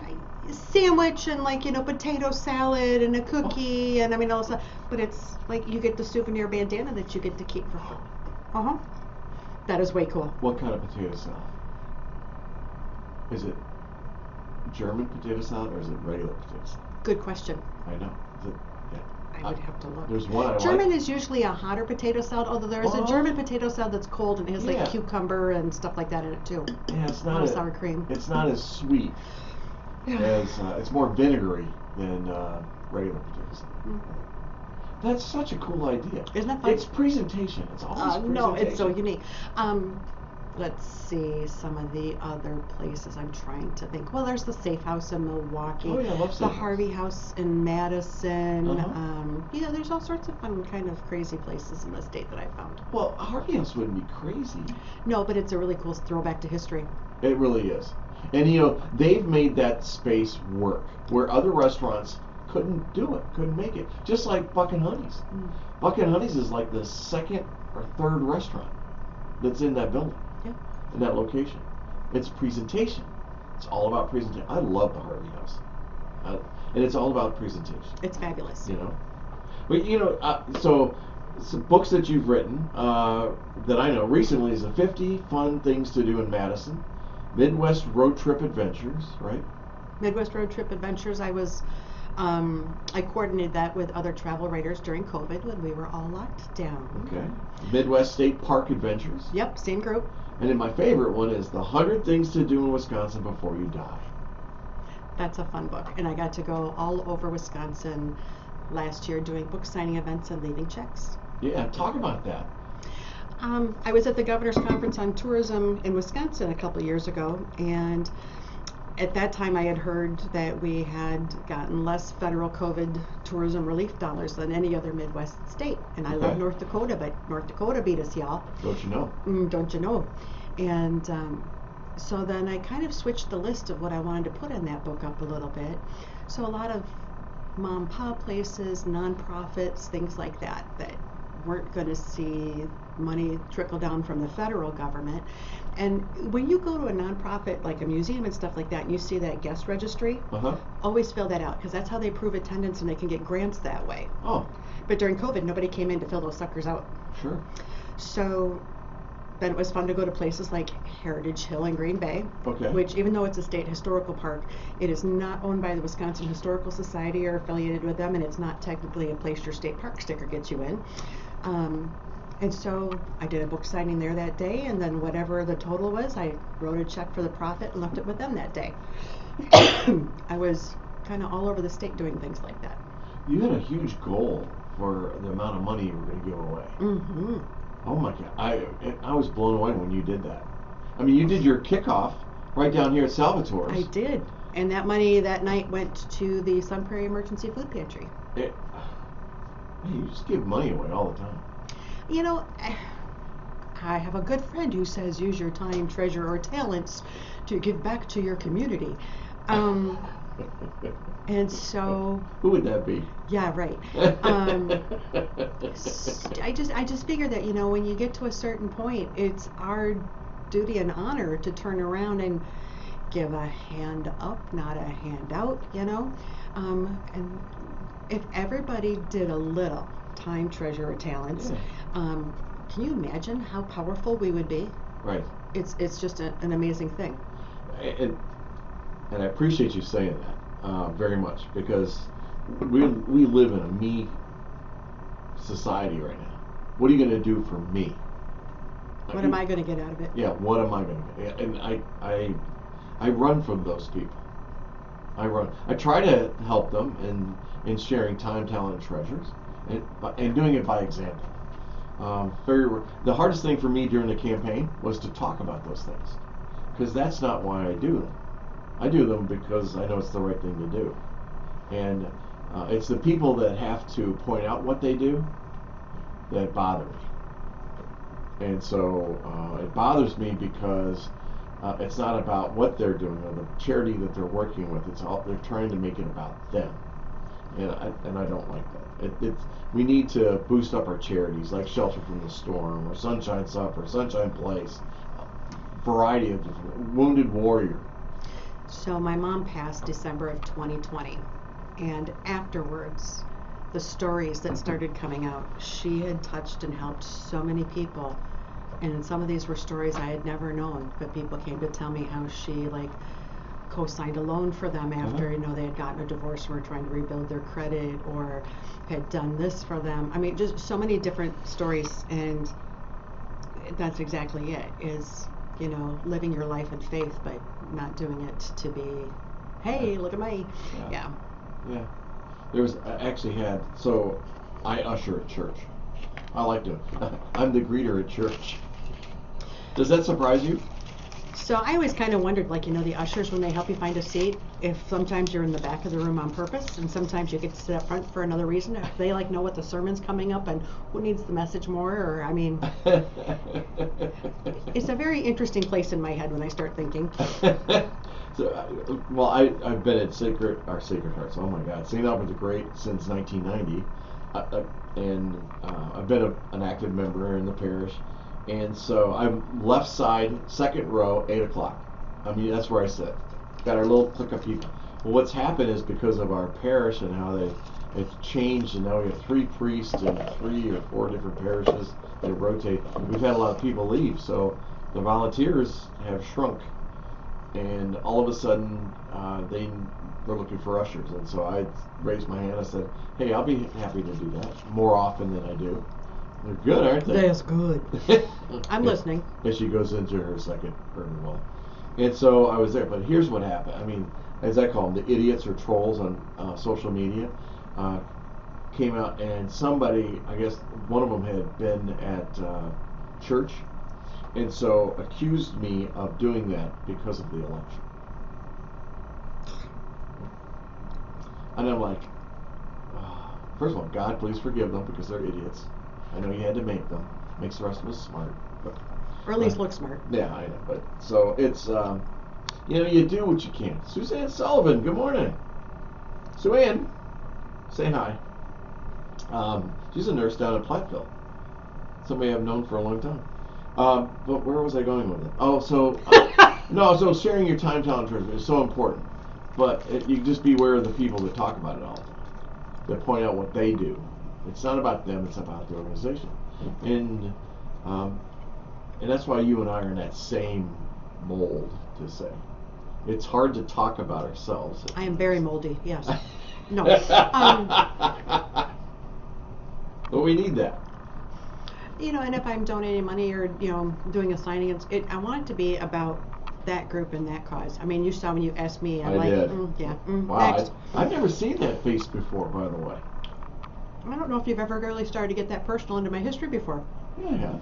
Oh, I don't know. I've had you on here before. Oh, I know you have. I know a lot about It depends you. on the conversations that we have. But, yeah. Yeah, listening. Yeah. Uh-huh. Yeah. Hey, so let's change the subject. Let's talk about words. Oh, words are fun. Yeah, well, you put some words on Facebook that I have to, and these are words these are words I currently don't like. Mm-hmm. Unresolved. Yeah. Why don't you like that word?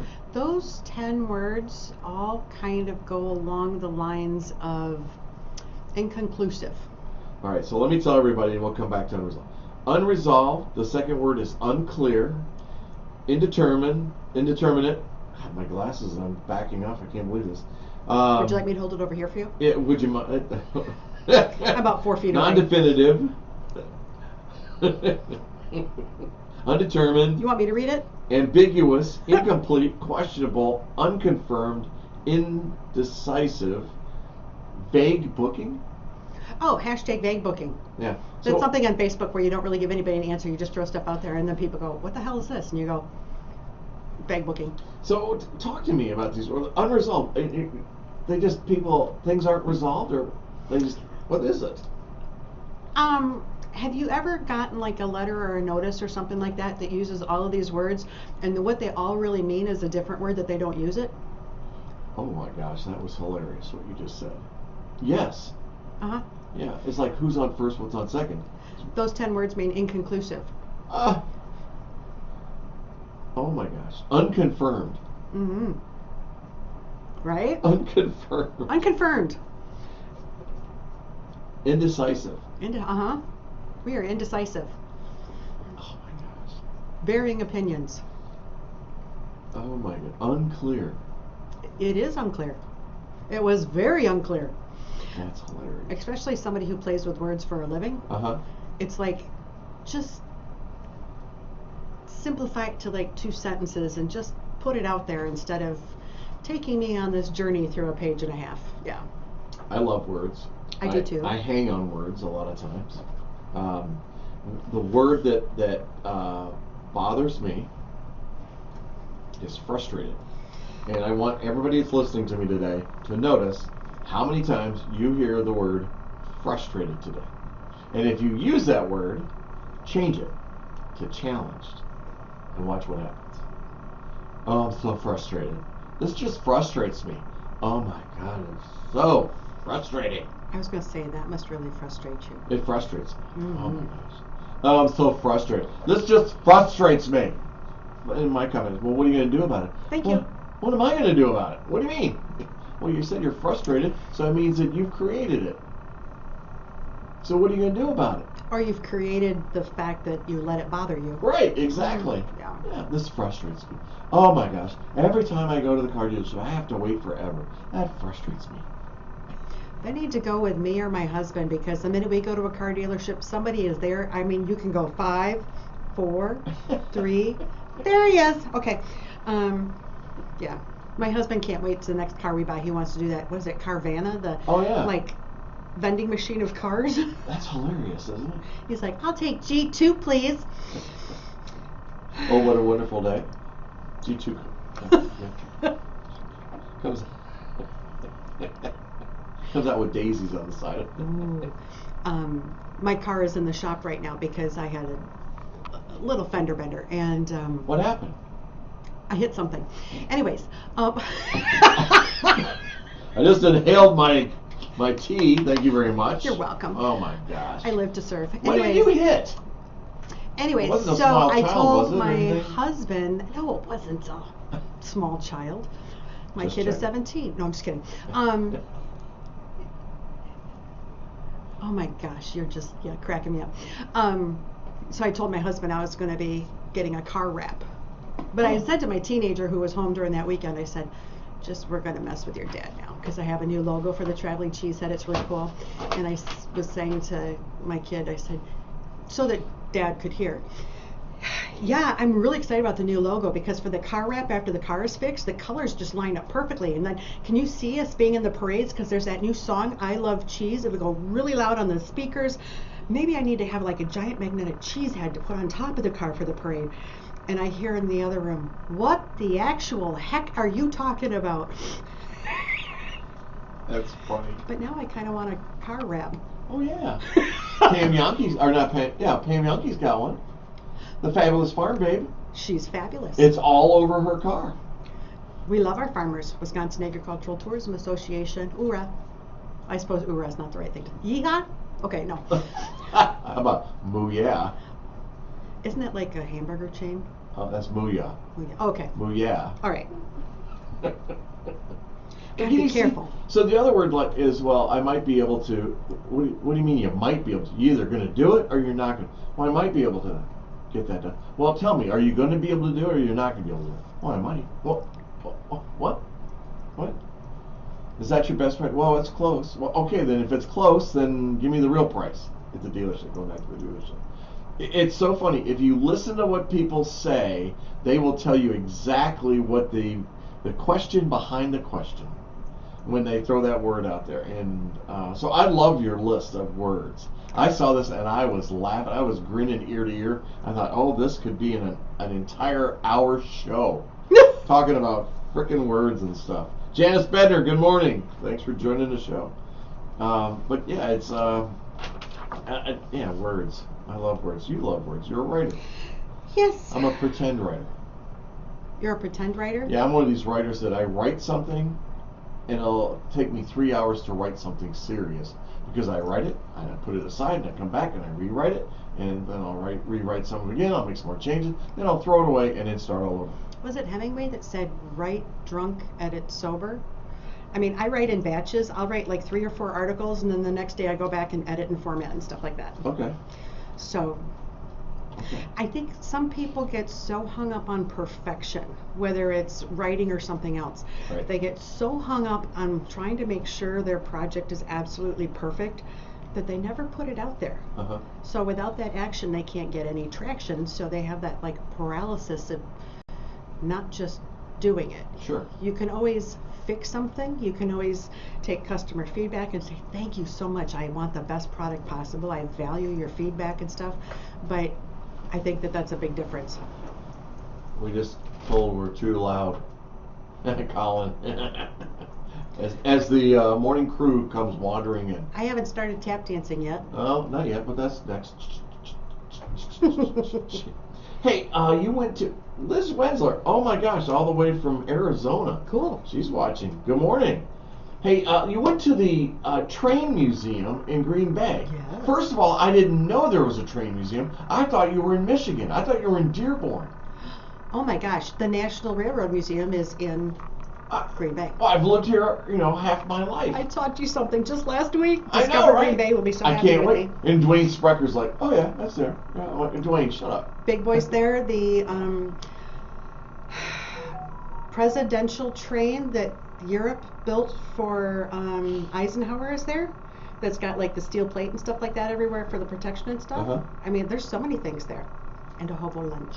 And their gift shop is fabulous. They even have my book in it. That's not what makes them fabulous, but I mean, that was a nice bonus. Well, it's a plus. It's a bonus.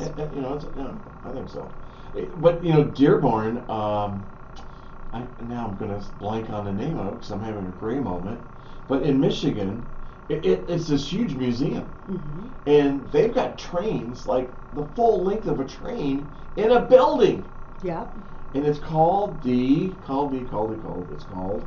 it's called Franklin Institute. Okay. And I think that's right. Wow, I can't believe I'm having a gray moment right now.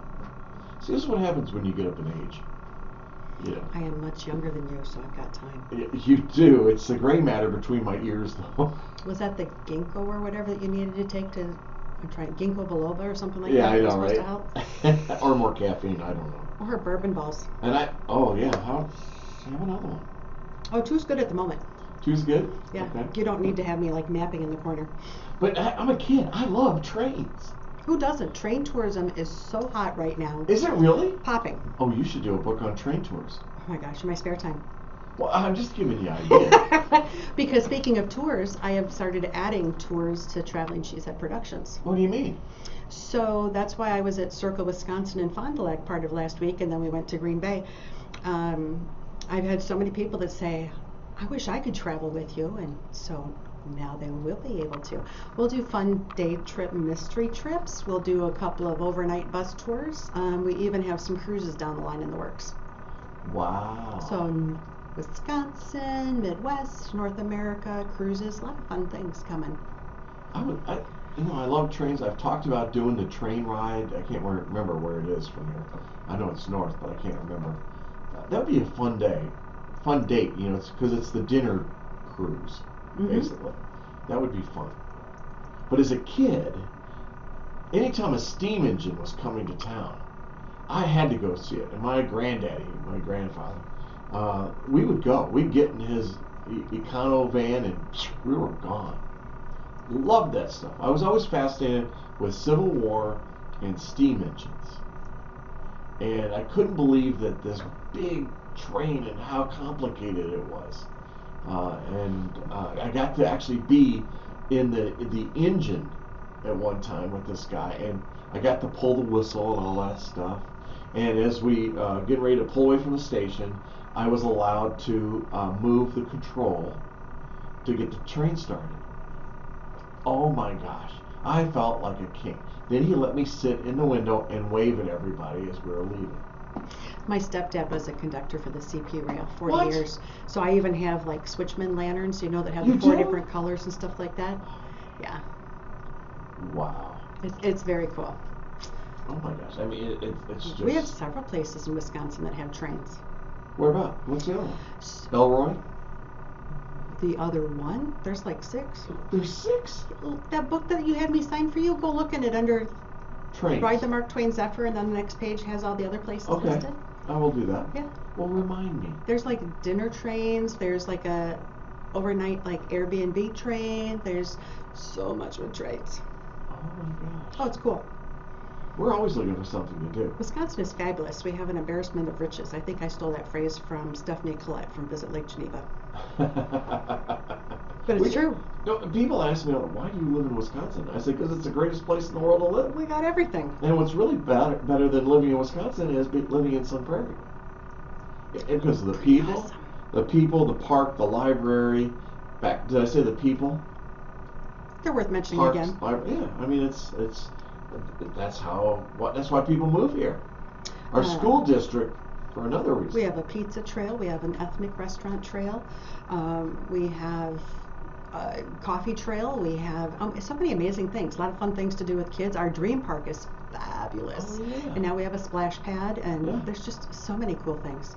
That's exactly right. Mhm. That's exactly right. Yep. And so when people say, well, you live in Wisconsin, it's so cold. I'm like, no, it's only cold. Please. I know, right? So we can have snow up to 8 months of the year, but when it's cold, you can always it's true though. October through May. We've had snow in October and snow in May. But when it's cold, you can always put on more clothes. Right. When it's really hot, you can only take off so much before they arrest you. So I like our option. Yeah, I like it too. And then it means when snow is falling, and you know I have the big picture window and fire in the fireplace and the dog with me, and it's fabulous. Aww. Yeah, it's perfect. How long have you been doing this?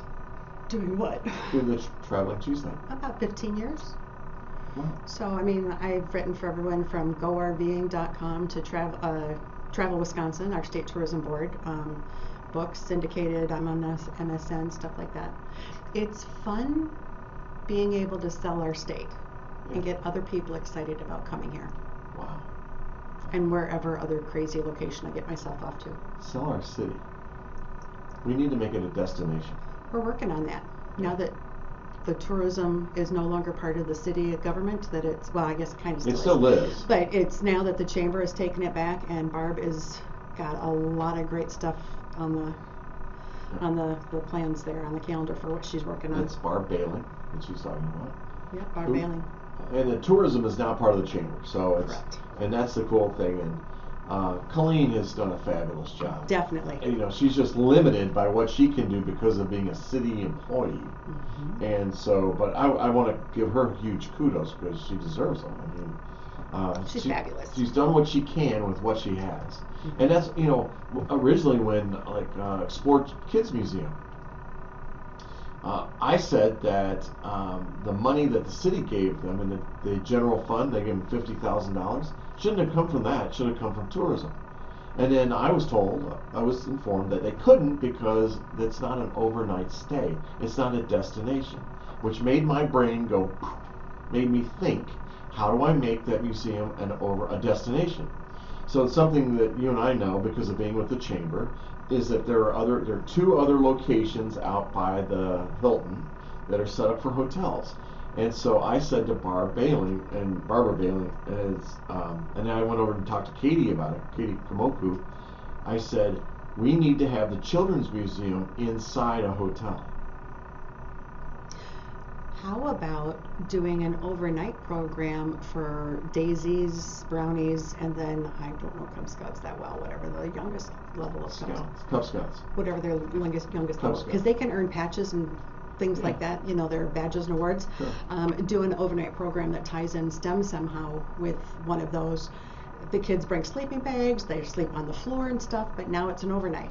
Sure. If it helps qualify them for that, and then tourism can throw the dollars towards the kids. But think about this. I mean, here we go. We've got this incredible program, the Kids Museum, which I'm a supporter of financially. Third one. Oh my gosh. It's terrible. Andy, she's gonna have I'll make her save one for you. I'll go home and take a nap. They have a wonderful program like the Kids Explorer Museum. To have it in a hotel that helps the hotel attract business, so people come and stay at the hotel to go and be a part of the museum, and they can expand on that. And then also for the museum to say, hey, come here and play. We have a place where you can stay. That's a package. It is a water park that's not a water park. But oh wow, what if the hotel put a mini water park with that? You see, there's my mind. And this is the problem with Bill. Bill's mind just goes outside of the box and looks for those opportunities. I like that, but I also like the location that they're at now. If they could just build a hotel over them, because with the neighborhoods, then the children that they attract from those neighborhoods, I think their location's actually pretty good for them. But not a good location for a hotel. I know.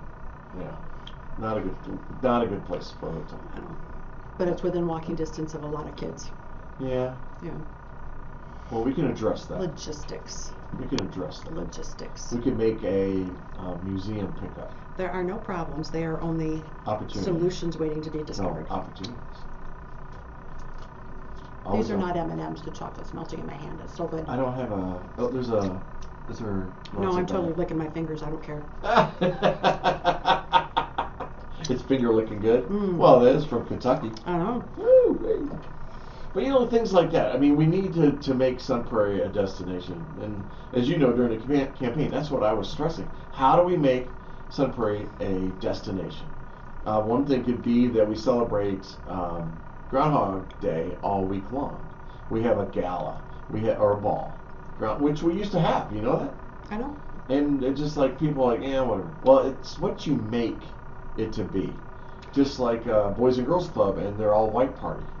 That's a cool event. Or Tellurian and their gala. Mm-hmm. It's fun. You got to make it fun. You got to make it to get the people there and to get the money there. Yeah, they have, what do they call it? Frosty Fest or something like that. I'm so bad right now. Frozen Fest. Frozen Fest, that's it, where there's activities all week long. The ball was fun, and they used to have a groundhog breakfast. Did not serve real groundhog, just in case PETA or anybody is listening. And there was even somebody who sold groundhog candies. Well, see, isn't that cool? I want a chocolate shop in Sun Prairie. And somebody quickly went, we used to have one. Okay, used to doesn't work no more. Used to does not live here. We need a new candy shop doing bourbon balls. Brandy, we're in Wisconsin. Shame on you. Oh, we can do brandy balls. Those are so good, though. I know. No open flames near me for about an hour and a half. Well, I'd love to have a candy shop. I'd love to have a candy. You go to Door County, and they've got them everywhere, and people go in and buy candy. We need that here. Well, that's because they also have 5 state parks. 2 of them don't have any power. So they just want something for energy when they hike all the way out to their campsite with their backpack. But vintage candy stores that carry a lot of the stuff from your childhood and then like 10 years later, my childhood, those have been making a resurgence in different places. I've seen even candy packaged by the decades, like the popular candies and stuff. My grandfather loved candy called Whorehounds. Whorehound candy, hard candy. Yeah. Delightful. One of my favorites. My mouth started watering thinking about that. I preferred root beer barrels, but Whorehound candy was supposed to be really good for you if you had a sore throat. And exactly. Or was it just the fact that it was a hard candy and you were sucking on it? Probably. Yeah, but still. Probably. Yeah, I know, right? Candy. I see a candy shop. That's what we need. We need to bring that in. We need to help Taylor Brown find these organizations. We need a bigger business. We need not really an Amazon. Amazon would have been cool for Sun Prairie, just a bad location. I mean, Cottage Grove side, that's where it's happening, but next to the highway. But we need to help bring other people in. Yeah. What do you think about this media center? Oh, I love the media center. I mean, that's how I got started in TV. The media center? Sun Prairie Media Center? Huh. Yeah, because of you. You connected me with all of this. That's true. That is true.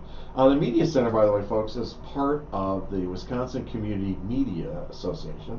And so there are community media centers all around the state. I want to say there's about 50 of them. 52.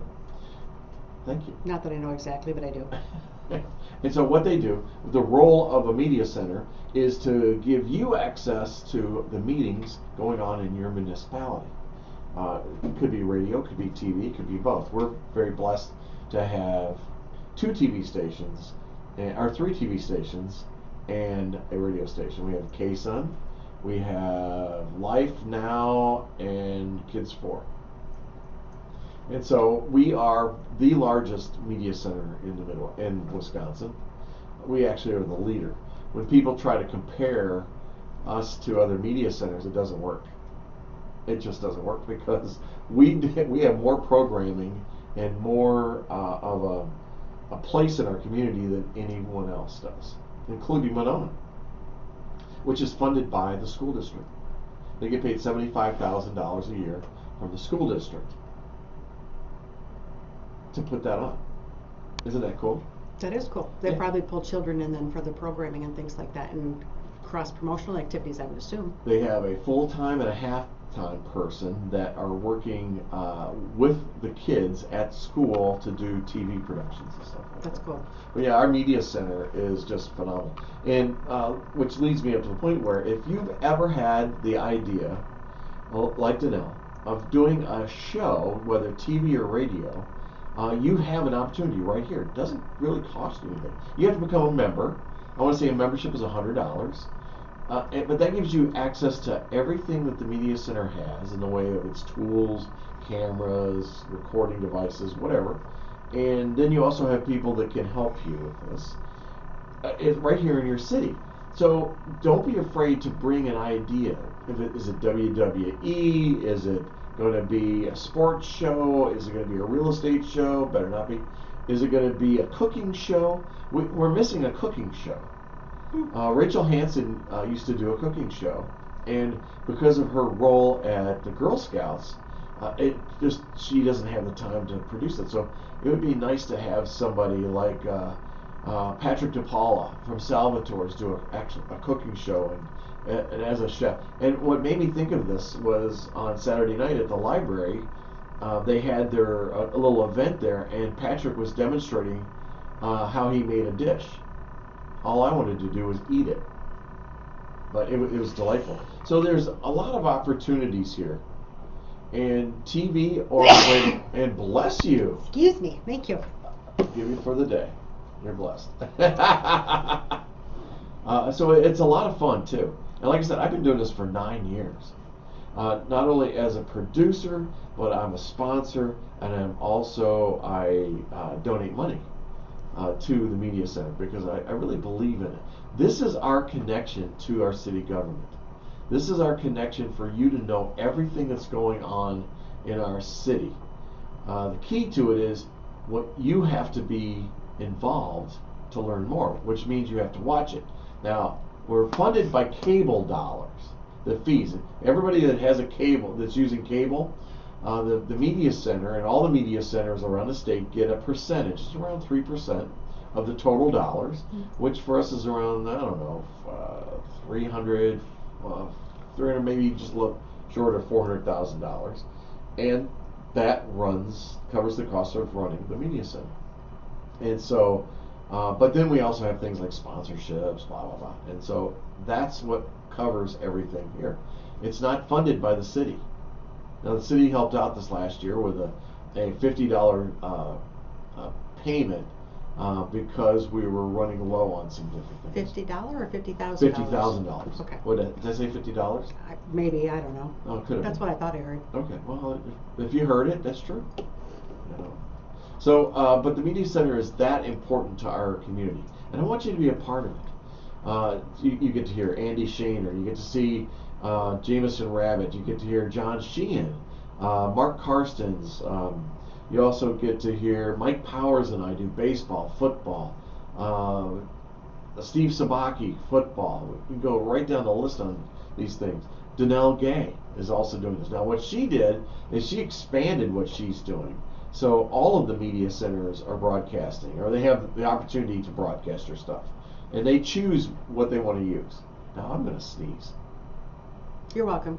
Oh my gosh, what's this all about? I have no idea. For me, it was the third bourbon ball. Okay, yeah, I got it Bless out you. of myself. Thank you very much. You're welcome. I appreciate it very much. So the Media Center is very important to our community, and I just want you to be aware of how it operates and why it's so important. Kids 4, I bet, has 1,000 graduates. Oh, it's such a great program for kids. I know, and so I think we need to do an alumni party with all of our Kids 4 people, because that would be fun. But yeah, it's such a good time. So what have I missed? What have I forgotten? I don't know. Review your notes. So let's go one more time. Starting on May 20th, you need to be at the VFW post 7591. It's over on 301 Cottage Grove Road.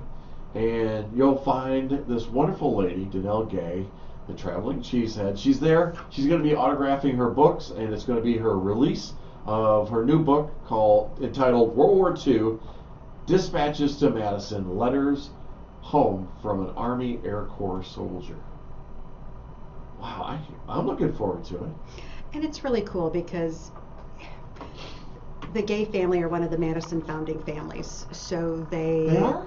They are. I didn't know that. They built the first Madison skyscraper, so the Gay building in the square, which is now called the Churchill building.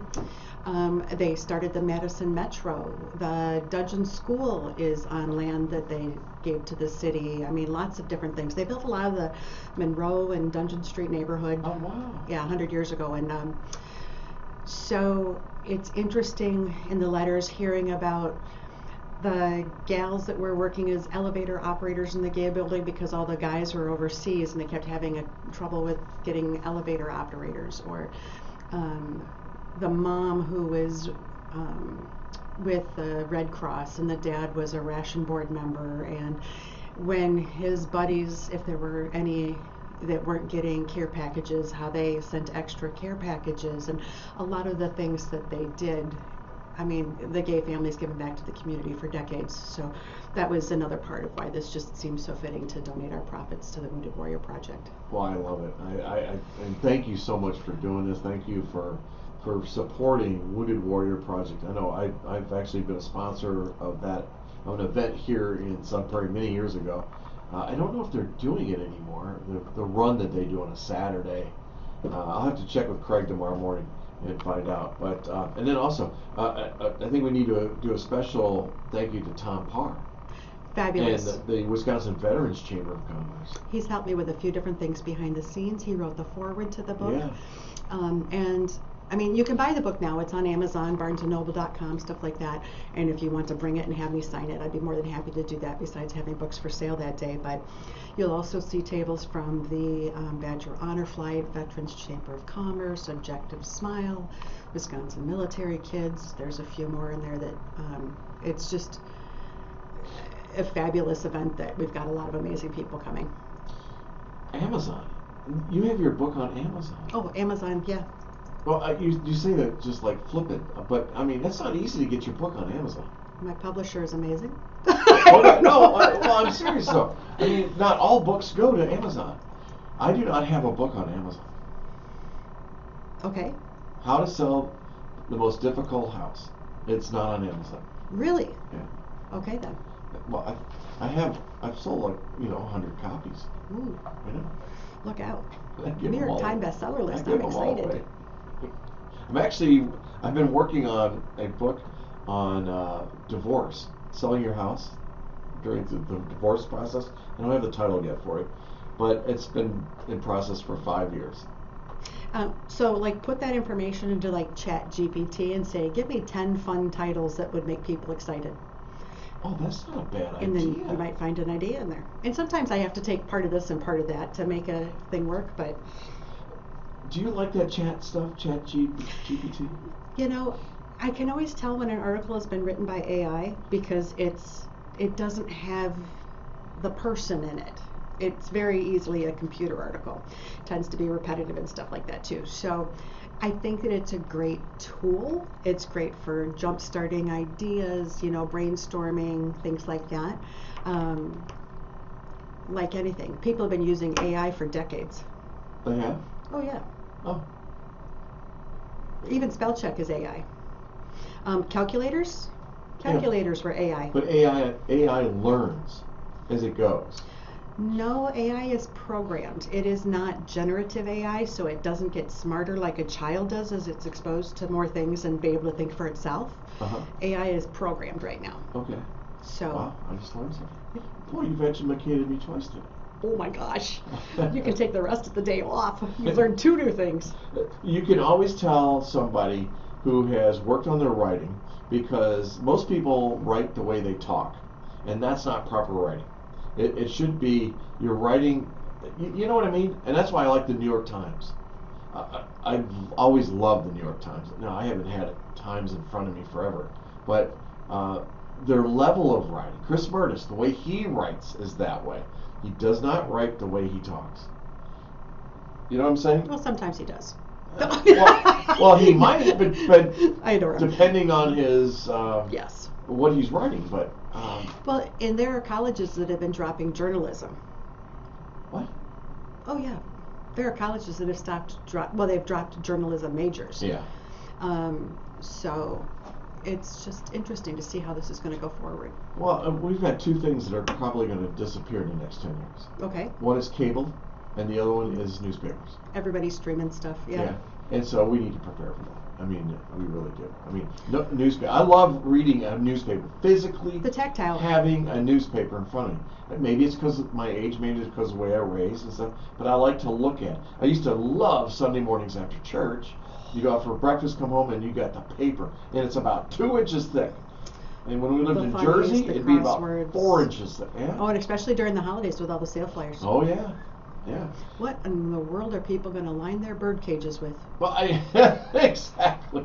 And our star recently is not even worth putting in our bird cages, but they can work on it. We'll get them working on that.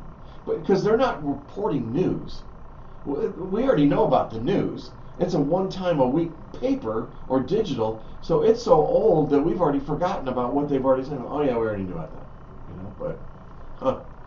Well, that's when they need to do more behind-the-scenes community stories and things like that. Yeah, I agree. The people behind. Hey, let's do this. We're getting ready to get out of here. Here's a song. We'll leave with the Allman Brothers and Ramblin' Man. Their #1 hit that they had. They just lost their last band member. Aww. I know, but I want to say thank you to Dannelle Gay for coming in and being a part of the show. Really appreciate that very much. You're always welcome here anytime. Thank you. And you've been on many times. The door's always open for you.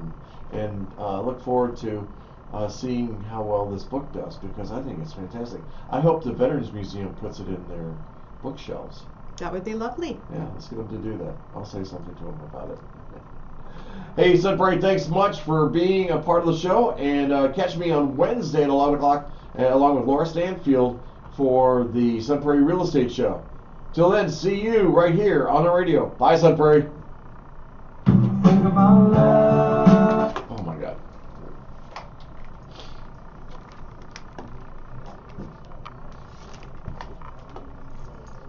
Was he on the phone? Yep. So Jewel called and complained about me. Here? Yeah. All right. Last week when I was on the air. Oh, we're still on Facebook.